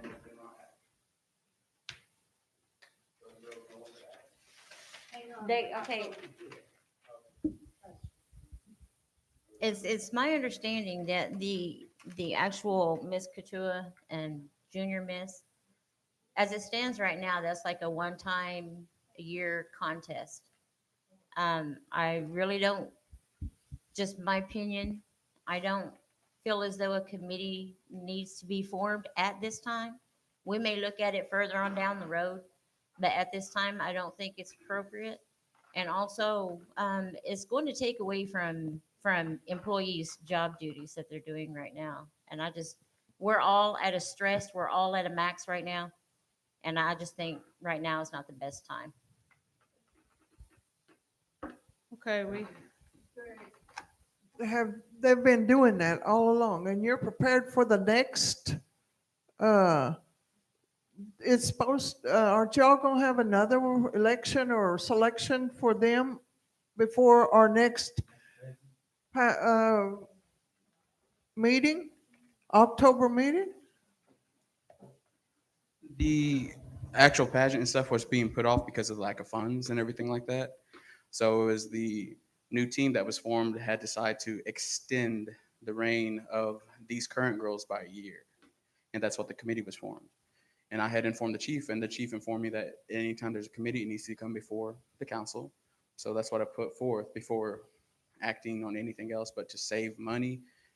And also there were other points of view that were placed on the girls that since we don't have any money to like really support them and take them to like DC or North Carolina or even just across in the counties and things like that, since we don't have any funds to really support them, this would give them enough time to experience all these other events that happen throughout the years where these other princesses can go to every other weekend and so where we cannot. They can kind of extend that and go and pick and choose throughout the 2-year reign that they have, if that was to be the decision. And then if you don't vote yet, then I do have a question for you afterwards. So yeah, so that's what it was. Because usually the pageant is anywhere from $2,000 to, it's around $2,000 in my budget. And right now with the donations that we have received, it's at max because we have no tribal support. So that's the reason why we were trying to prolong it. And all of these, the people that were on the committee they're the only ones that answered the call whenever I think I called at the beginning of the year. So we have been working continuously throughout the years with these girls. So, but yeah. Do you have the 2,000? No, but we will find it if that's what needs to be done. But I do have some questions after you're voting. So let me get a clarification here. If you don't have a committee, I mean, you have a committee, Mhm. you just don't have bylaws. You just No, don't have we have the bylaws in there. Well, isn't that what we're approving? Is the bylaws? Well, I Isn't was that what- approving the actual committee. It's to approve a committee. A committee. They're Okay, trying so to you, form a committee. but you all have been meeting. Unofficial committee Okay. to be able to work with the girls. Okay. I mean, we can still work in that capacity, but just because we extended the offer to the council to have an official committee, because I mean, the original intent too was to continue the ambassador's reigns by also appealing to like a 501c3 where we can, the actual committee would be a sanctioned committee by the government, not of the government, but approved by the government. Therefore, we could apply for 501c3, get all these other events, and even apply for some grants in the future. And that's what I stated in my submission here a while back too. I have a question, on the ones involved in this committee. Mhm. Some of them are, employees. Most of them are. Most of them are. Yeah. And we just heard from, one on here that she's already stressed as she runs Mhm. the newspaper. How does this affect? This her? is more a love than a necessity because all those that are on that committee volunteer themselves to come and help out those girls. And we've reached out to past princesses and they want to help out as well. I mean, we can continue working as we have been, but we just need the approval of some things like where I don't believe there's actually a constitution or anything like this regarding like how the things are supposed to run. Just the person that's in charge dictating what actually happens. And I'd rather not be that biased voice and say, well, this needs to happen this way, but I'd rather have a team do it. That's why I want a committee. Yeah, I know there's a former binder that shows the previous, actions and how things were done, like the. Yeah, it just goes to 2003. Yeah. Wait, 2003, I believe. That's as far as it goes and back. It just took on, like, at one time I stated the grant writer that we had here, but she's no longer here. She took on that. Yeah. That duty to do the biscuiterie. Okay. Yeah. Also, we always hold our meetings after hours. It doesn't interfere with our work. And because the girls don't get to go and do what most girls get to go and do, we would, since there's so many people on that committee, there's 7 of us, we would actually take time and try our best to go and chaperone each girl at each event, and when we cannot. So, and it would also help out the mothers in the process, because the mothers are incurring all the costs in this. And I know that's a thing that they have to think about when they're coming into this, but they're supposed to be our representative, our ambassador. So, yeah. Okay. Okay, right now, council, there is a motion on the floor to strike this item that we are There's no second. discussing. Yes, there's a second by Charles Smoke, Oh, and it is to strike. If this motion fails, then it can come back with the motion to approve. So just in that regard. Okay, I'm going to call for vote since there is a motion on the floor. And that's item number 4 under new business. Let me ask one more question. So even if this is, it's stricken, then you all will still meet as a committee to help them, or will you all just say, okay, Basically, because there is nothing governing the girls themselves, we're still going to act, but we just want the permission of the council. Well, he said it himself. It's a love, not a necessity. But we would like the support of the council, because they are the ambassadors of the tribe. Okay. Additionally, this has all been volunteer throughout the years. Mhm. And It's at this always point, been a this is volunteer. trying to get some kind Ernestine of, used to do it. right, it's been volunteer. Of course, the chief at that time volunteered Ernestine to do it, but anyway, I'm telling you. Also, one But- other thing before you continue, the other reasoning was that some of the tribal funds do go to the girls, which are, pay for the pageant. Right. When there are tribal funds, it's their sashes, crowns, and their banners and things like that. If not, then it's going to be at the complete cost of the families, and that's it. And all the activities outside the area. I'm not so sure about the 5013C, but I think it would be a good opportunity for them to branch off in that realm for this type of activity. Highly educational, our history, they're teaching our history, why not? Let's take a vote. And all this is done after hours, correct? Yeah, usually. Now I do meet with the girls whenever they need to throughout the daytime, but I've been holding off until this decision. But once this is done, then I'm going to continue. So. Okay. Okay. If this, Okay, well, you're the second on here. It'd be you to withdraw your second. Okay, Charles Smoke has withdrawn his second to strike item number 4. Therefore, I have to go back and ask, Jeannie Tidwell has made a motion to strike. Is there another call for, I'll call for another second. At this moment, I'll second. At this time. Okay. Okay, therefore, I will change my language to that. There is a motion by Jeannie and a second by Ella May to strike item number 4 under new business. Okay. So Jeannie, do you want to keep that strike? So, okay, what did you say if we vote on the strike? Yeah. I would like for y'all just to go into more. I mean, he's explained what they do. I would like y'all to explain more why you want to strike it. Because I don't feel as though this time it's appropriate. Like I said, everybody's stressed to the max. We've got directors sitting back here talking about how they're stressed. That's been something please let me finish. Okay, we've got directors saying how they're stressed. And this is not the first time that we've heard this from directors. I do know they're stressed. I know that. They're put into places that they have to make things work all the time. Only thing I'm saying is right now, I don't think it's a good time. I think we need to hold off on this. I'm not saying that it can't happen at a later time.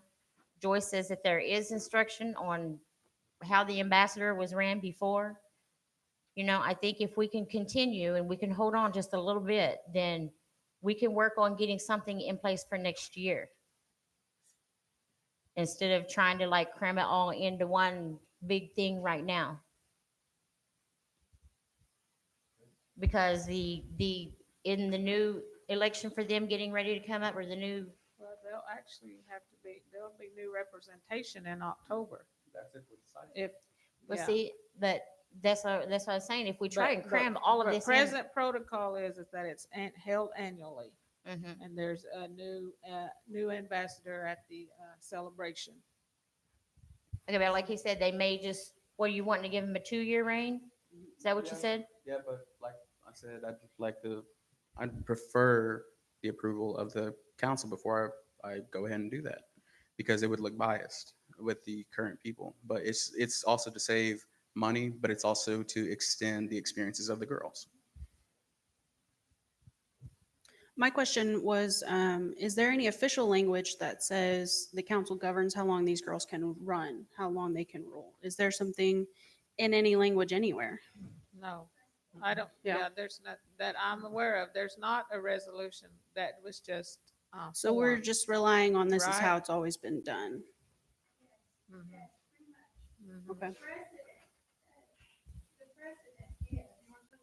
That there's annual, Mhm. annually, we have a new person.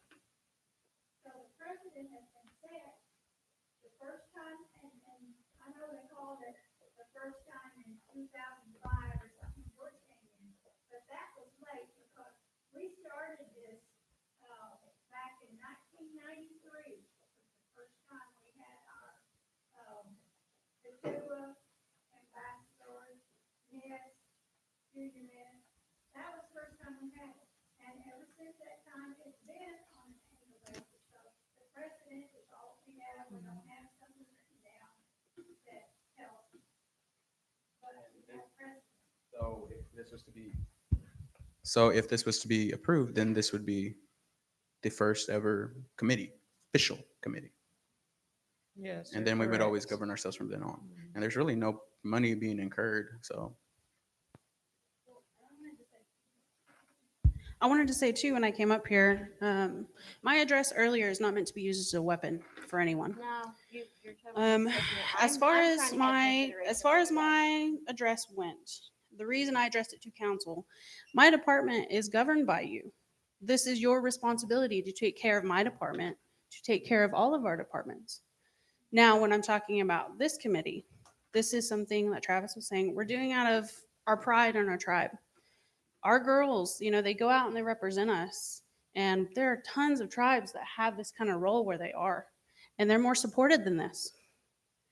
And yeah, they have money, they go out, and I understand we have budget concerns at this point. All we're asking for is to give them some structure and give them a place where they can go and they can get advice and they can figure out what they want to do. We also talked about, in the second year, we thought about maybe doing some type of like community project. We wanted the first year to kind of be for the girls to settle in, to kind of understand their role, the way that they would work in the tribe, learn etiquette, learn to sit down and talk with leaders. These are our future leaders of the tribe. They're showing up, they're willing to do this. The second year, we wanted to make it more of a community focus. So now they've learned who the tribal people are. They know who sits and comes to these meetings. Then they can kind of go on their own and they can craft their own community project, their own idea, and they can kind of make it what they want. They've had a year to see, the problems in the tribe or things that they might want to change or things that we haven't put enough attention into. So the second year is not just, just to continue to attend more events. It's also a way for them to sit back and say, okay, this is maybe something I've seen in the tribe. Maybe there's a problem here or there.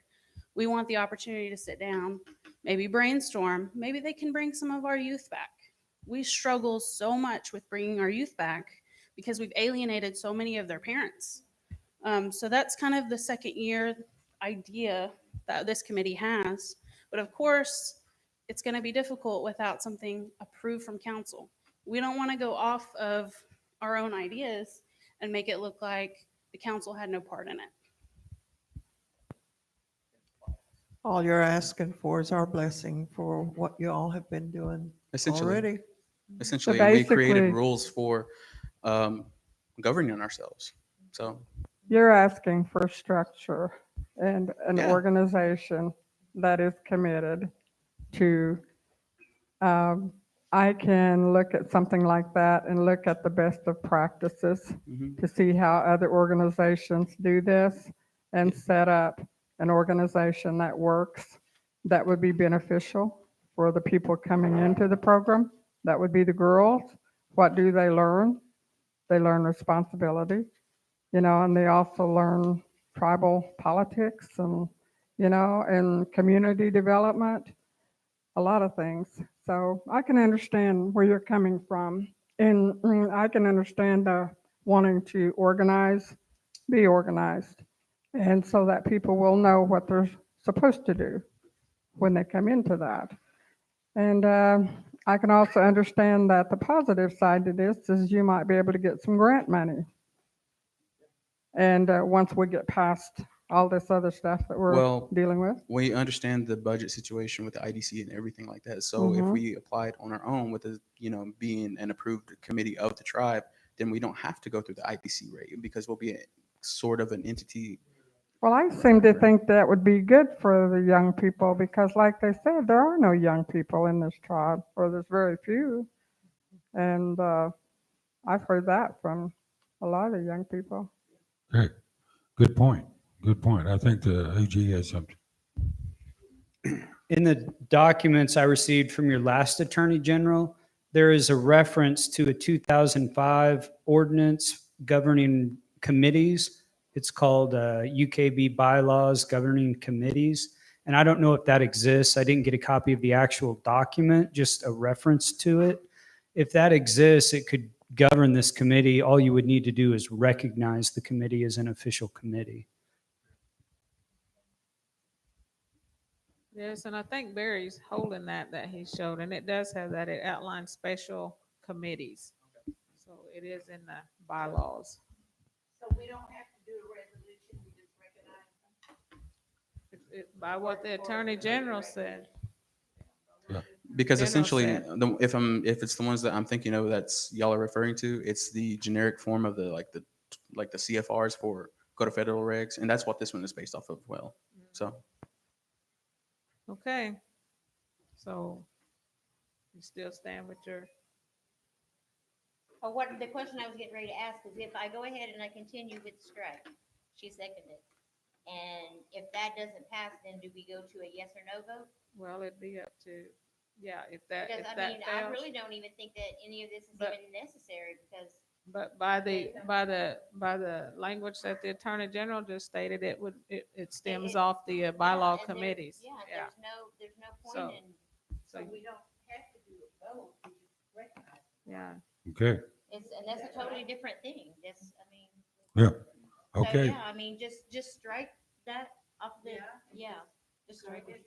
We recognize Just striking them number as, Just four. strike it because there's a difference between just recognizing something and then making it a resolution, Yeah. They can organize under the bylaws right here. They don't need any special, you know what I mean? It just. okay. So do I have the So approval? we're getting ready. So We're we winding will- up. So we will, based on discussion, we'll go back and we will strike number 4. It is, you will fall under the committee bylaws that's already been approved by council. Okay. We'll recognize Item you under number the- 4 is strike. Is your organization or your group that's been working on this, are they okay with this? I mean, is there something more in your own bylaws that is not on the general bylaws that he's holding? It would probably be a little bit more stricter in regarding to like position holding and accountability for members and things like that, and the girls as well. But yeah. So. But in your bylaws, somewhere in there, you need to put a note that. Oh yeah, we can ratify that. No problem. For the council approve some of that stuff. Yeah, that's no problem at all. Okay. Because there was no mention of the council in it at all. No, About- because it was the committee governing themselves, but we can definitely put that in there. All right. Yeah. Thank you. All right, having said that, we're going to move to item number 9, executive session. We've already had that. We'll go to item number 10. Council amounts? I have to come back with items that was going to be voted on from executive session. Okay.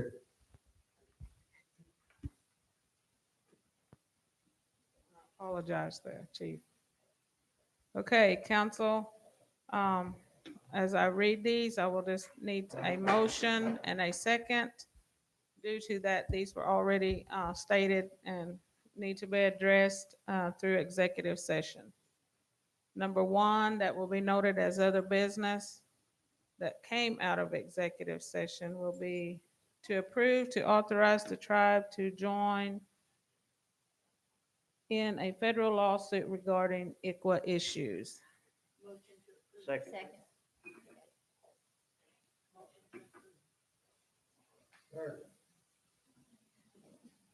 Okay, we have a motion by LMA and the second, Barry? Frankie? Okay.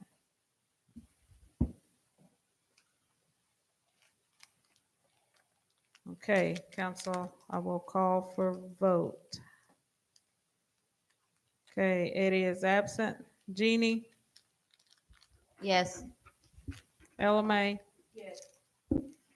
Adeline? Oh, wow. Frankie? Sharon? Yes.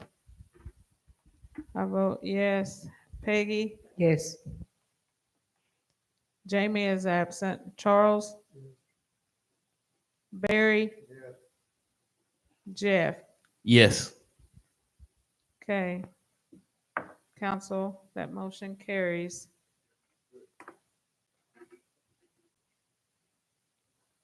Okay, we will go into item number 2, noted as other business that came out of executive session. And that is to read, to authorize the AG to explore gaming issues with the governor. Oh, well, excuse me. Don't we have that membership ordinance to amend first? That's number 3, but we're not amending Oh. the ordinance. That's going to be a side Okay, deal. It does okay. not, yeah. Correct. I Okay. second. Okay, LMA with the motion. And G. Okay, it is to approve to authorize the Attorney General to explore gaming issues with the governor. Okay, and that, after reading that, we have a motion by LMA and a second by Jeannie. I will call for vote. Okay, Eddie is absent. Jeannie? I'm sorry, I was writing. Okay, your vote? On the strike? No. What are we doing? I'm Uh, sorry. Oh, yes. I'm sorry. Okay, I was in LMA, a whole nother world already. Adeline, Oh, wow. Frankie, Sharon, Yes. I vote yes. Peggy? Yes. Okay, Jamie is absent. Charles? Barry? Yeah. Jeff? Yes. Okay, thank you, council. Motion carries.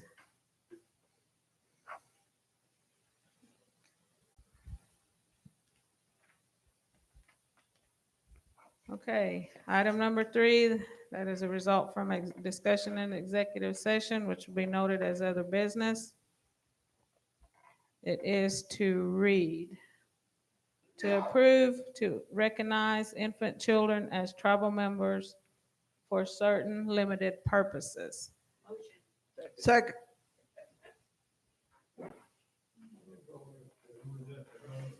I think Frankie this either. And in the language that I read that the Attorney General sent me, this does not make any amendments to the membership ordinance. It's because of the ICWA, and it all reverts to ICWA. Okay. Okay, we have a motion by Ella and a second by Frankie. I will call for vote. Okay. Eddie is absent. Jeannie, Yes. Ella May, Yes. Adeline, Hawa. Frankie, Yes. Sharon, Yes. I vote yes. Peggy, Yes. Jamie is absent. Charles, Barry, Jeff. Yes. Okay, council, motion carries. That is all the business that came out in discussion other than the two is to, for the council to ratify the date July 19th, which the tribe, the United Kituah Band, will recognize annually for Redbird Smith and Sequoia's birthday. Motion to approve. Okay. What date was that? July 19. Okay.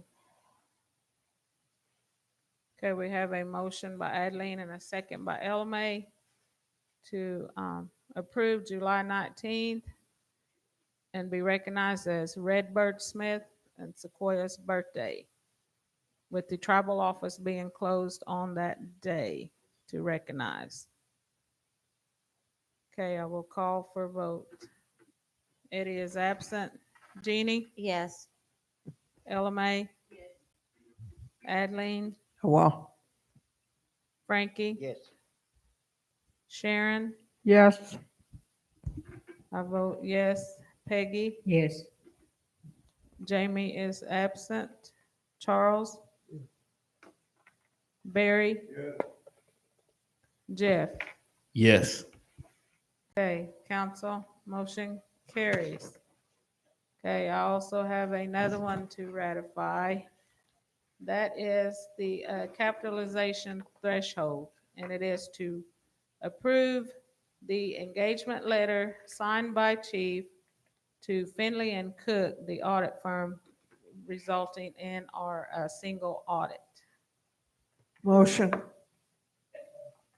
Okay, motion, tell me who wants to motion. I'll second her motion. Okay. Okay, we have a motion by Ella May, a second by Adeline, and that'll be to ratify the engagement letter. Okay, I will call for vote. Eddie is absent. Jeannie, Yes. Ella May, Adeline, Hawa. Frankie, Yes. Sharon, Yes. I vote yes. Peggy, Yes. Jamie is absent. Charles, Barry, Jeff. Yes. Okay, council, motion carries. Okay, I still have two more. Okay, the other one is based on discussion and based on discussion in executive session I brought to council in results of discussion resolving the audits of 2017 and 18. I have, and the resolution is to approve to update the tribe's capitalization threshold to increase to $5,000 and retroactive back to October 1, 2017. Second.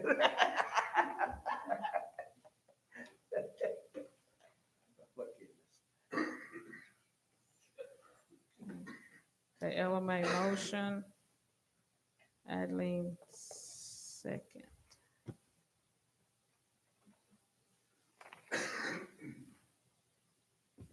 Okay, I will call for vote. Okay, Eddie is absent.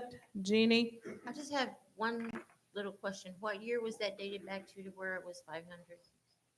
we never found the year. It'd been way back, right? Because it was at $500 Yeah, during Yeah. all that time. but I don't remember what year that was. No, it's been been years though, Mhm. and we've had lots of Yeah. inflation. So based on the discussion, Yeah. yeah. Okay, yeah, I vote yes though. Yes, sir. We're doing that now. Well, if you're going only back to October 17, that's the start of FY 18. You're right, Yeah. right. Yeah, that's, So to be the end of, We can't do this by, I mean, we, you can't go back to the 16. This will revert back to the 18 because of the threshold. right. Mhm. Okay, but I'm saying if you're trying to cover FY 17, that would start October 1 and 16. yeah. The fiscal year split for the last 3 months of the year. It's not saying that it's for the 2016, it's for the end of 2016, which will cover 2017. Yep, that's right. Yeah. So, October 1, 2016. so that's what Finley and Cook sent. It'll cover, It'll cover. if Okay. we say 16, it'll cover the 17 fiscal year. All right. So we're going to change it to 16. Yes. Okay. October 1, 16.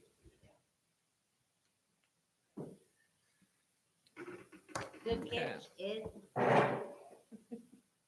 Okay. So y'all stand with your motion on that. Okay. Okay. Eddie is absent. I will continue to call for vote. Eddie is absent. Jeannie? Yes. Ella May? Yes. Adeline? Oh, wow. Frankie? Yes. Sharon? Yes. I vote yes. Peggy? Yes. Jamie is absent. Charles? Barry? Jeff? Yes. Okay, council, motion carries. Okay. Last one. The business two, there is a standing resolution right now that ceases payroll advance to employees. This is a call for a motion to reinstate the payroll advance to employees only.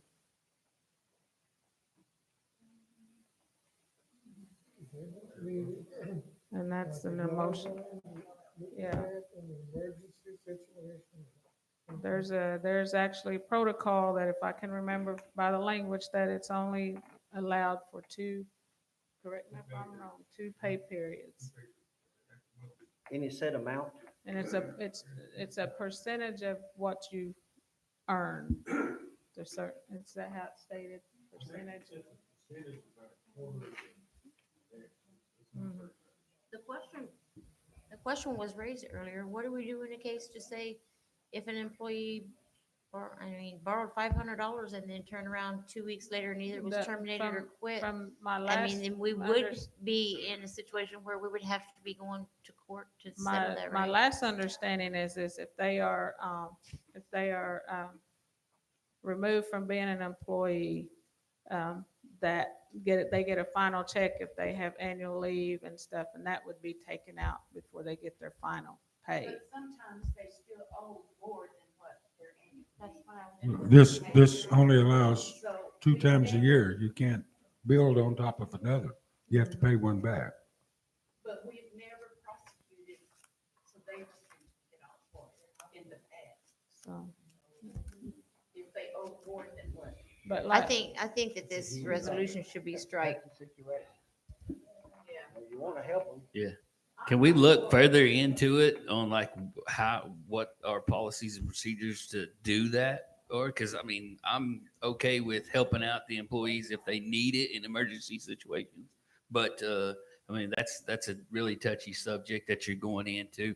It's going to add to the accounting department, just like we all talked about and everything. So I mean, I think we need to come through. Yeah. I think we need to look into that a lot more and maybe bring it up on at next. Yeah. We had it before, it didn't work, people did abuse it, and we never. I think, I want to set down a motion to strike it. I'm not for it, I'm not for Let's vote no then. Yeah, we can just vote no then, I guess. Okay, well, I will make the motion. If I don't get a second, then my motion. Do what? I made a motion. Oh, I didn't hear you. I apologize. You made a motion to strike. I need a second. I'll second it, because I'm not for that. We had it before. Okay, motion's made and we have a second. LMA? To strike.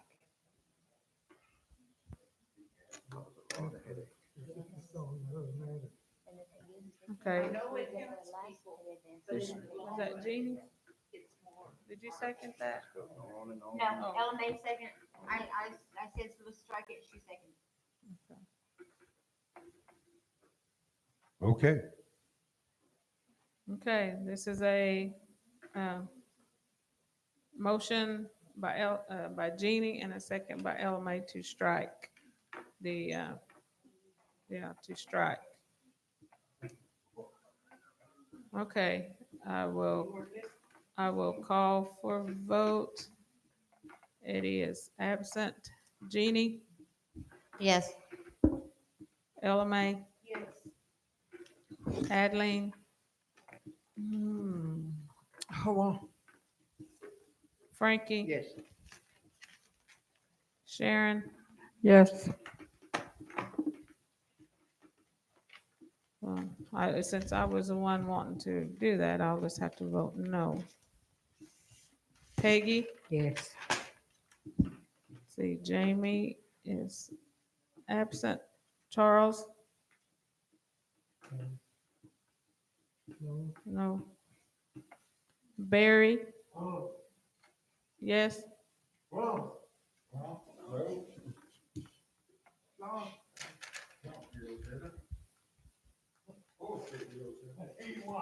Okay, Jeff? Before I vote, I would just like to say, don't we have a lending company on site that they could seek through there? Pardon? Don't we have a lending company on site that they could seek loans through there? So, okay. No. Not here. I think it's just not active right now. Do I? I think we do have one, but I think it's not active right now. We don't have one. No. We don't. Well, I'm gonna just, with all this stuff going on, I'm gonna just say yes. Okay. We have 1, 2, 3, 4. 1, 2, 3, 4, 5, 6, 7, 8. 8 yes, 2 no's. Don't get me wrong. I know Okay. that's tough, but Uh, in the long run, it's worse. We need to look into that further. Oh, Barry. Yeah, Barry. Sorry. All right, thank you for Seven. that. Seven. Clint Motion- has something to say. Motion, 7 and 3, right? Clint Carries. has something to say. motion carries. Yeah, motion Okay, carries yes. that no longer is active. To clarify my earlier comments about the ambassador committee, if that's never been recognized as an official committee of the tribe, you might want to do a resolution just recognizing it as a committee, and it would be governed by the bylaws that you already have, assuming those exist, or they could adopt their own bylaws. No, that's what Ernestine said. There never was an actual committee formed. It was just voluntary. Just voluntary. There was an annual. I mean, yeah. That's why I'm saying, just not the time. Okay, Okay, I believe, council, that is all that I have here. So, okay. Now can we move to executive session? Okay, we had it earlier. We're going to move to item number 10, council announcements and comments. Wait a minute, hold on just a second. You wanted to say something, didn't you? Yes, council, this goes back to the public forum. George Wycliffe's name was mentioned again. George is gone. Let him rest. But it was a good thing. But they're just saying, that the family still, all right, thank She was you. complimenting him, actually. It was a good thing. There's- Yes, okay. I was just wanting to say that I have, probably all of us have a list of names for clothing vouchers. So if you're out there and you have children that need their clothing vouchers, contact either the community service building or my number. If you're in my district is 918-822-2191. Please contact me and we'll see about getting that to you. And then also I've been in contact with Donald Adair, Robert White Killer, and Spade Welch. They're interested in forming a veterans committee. And we also are been discussing, we need a list of names to so we can honor them at our Veterans Day celebration that's coming up. So if you could, my number, like I said, is 918-822-2191, or you can reach out to the community service building. And so, yeah, so we got some folks that are really interested in getting this Veterans Committee started. So, please reach out, veterans, please. And that way we can get a list of names and numbers and find out services and stuff like that, information where we can honor you at our celebration every year. Right. Thank you very much. Joyce, also, I believe the veterans, Ed McLemore brought it up where they should get tags. I think so too. I think we need to honor that. That needs to be changed so they can get That's right. more, Okay. whatever they need. Okay, I do know, and like I said, you can address the tax committee, but the reason that came up is that in the tag office, they were seeing that the veteran was getting tags for other vehicles, and they weren't even there's seven. I know at one instance there was 7 or 8 vehicles out under one veteran. So so you can address the tax. I mean, that you're more than welcome to address the tax I commission. understand what you're saying, but I mean, just kind of in defense of that. I mean, a lot of people have more than one vehicles. I mean, I have probably 8 registered vehicles in my name. So When the TAC committee address it, not you all individually, isn't there a TAC committee? Yeah, there's a tax. When the There's a TAC tax committee commission. address it instead Yeah. of these individuals? Mhm. it just needs to be brought to their attention. All right. Drag this out a little bit, but what happened to my suggestion that we send somebody to the department head, explain to them what the rules and regulations are. I'd like to say a show of hands, if someone go do that. Hey, next Tuesday, I want you to meet me at 2:00 in my office. We'll do that. 2:00, yes.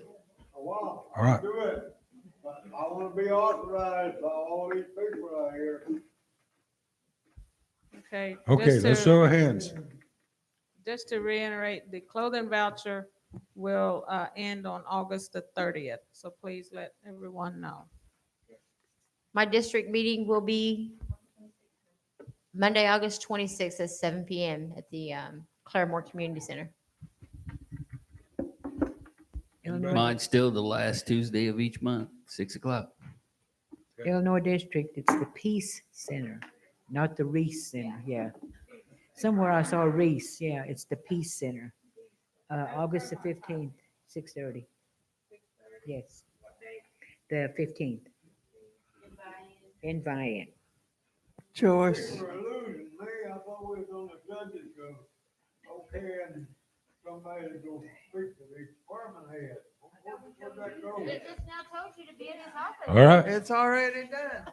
It's done. Pass? Okay. Joyce.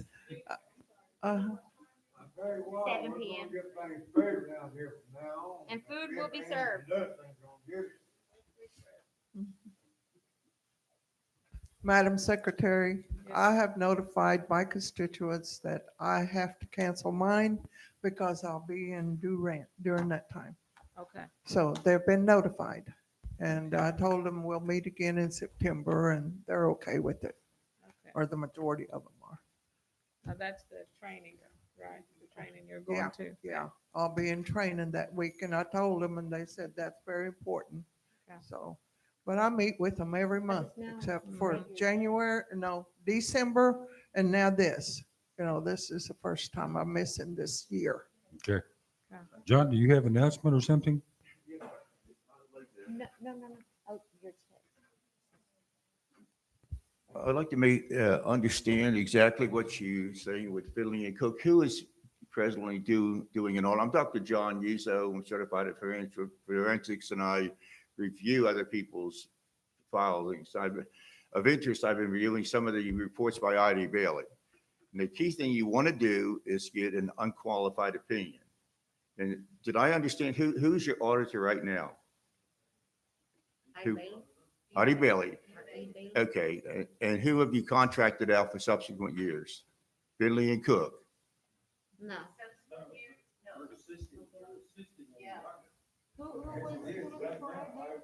As it is right now, I. Bailey is the auditors Right, for the next year or so.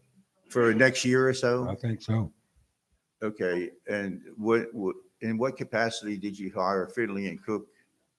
As to help with the paperwork and putting together all the information for the audit. Oh, okay. Well, the thing is, what I'm saying is, when I looked at the reports, because I reviewed the reports by I.D. Bailey, and they gave an organization an unqualified opinion.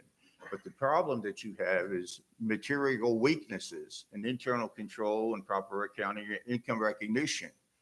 Okay, so unless you have come up with a really good explanation, now, if you have the firm do that, that's fine. They'll say it's subject to all these things that I read in detail. Failure to file your cost reports, failure to account for overcharging patients and everything. Things like that. But the thing is, someone has to accumulate this information, so you write an explanation of how you're going to remedy the situation. From what we understand, there has been a bunch of files that have been misplaced. There was a bunch of files and data and stuff that's been retrieved. So they have that now to actually be able to Okay. correlate. Yes, we've got, thank you, John. Okay, having said that, I'm going to move to item number 11 and look at a benediction from someone. And we'll go to item 12 afterwards. Who wants to do benediction?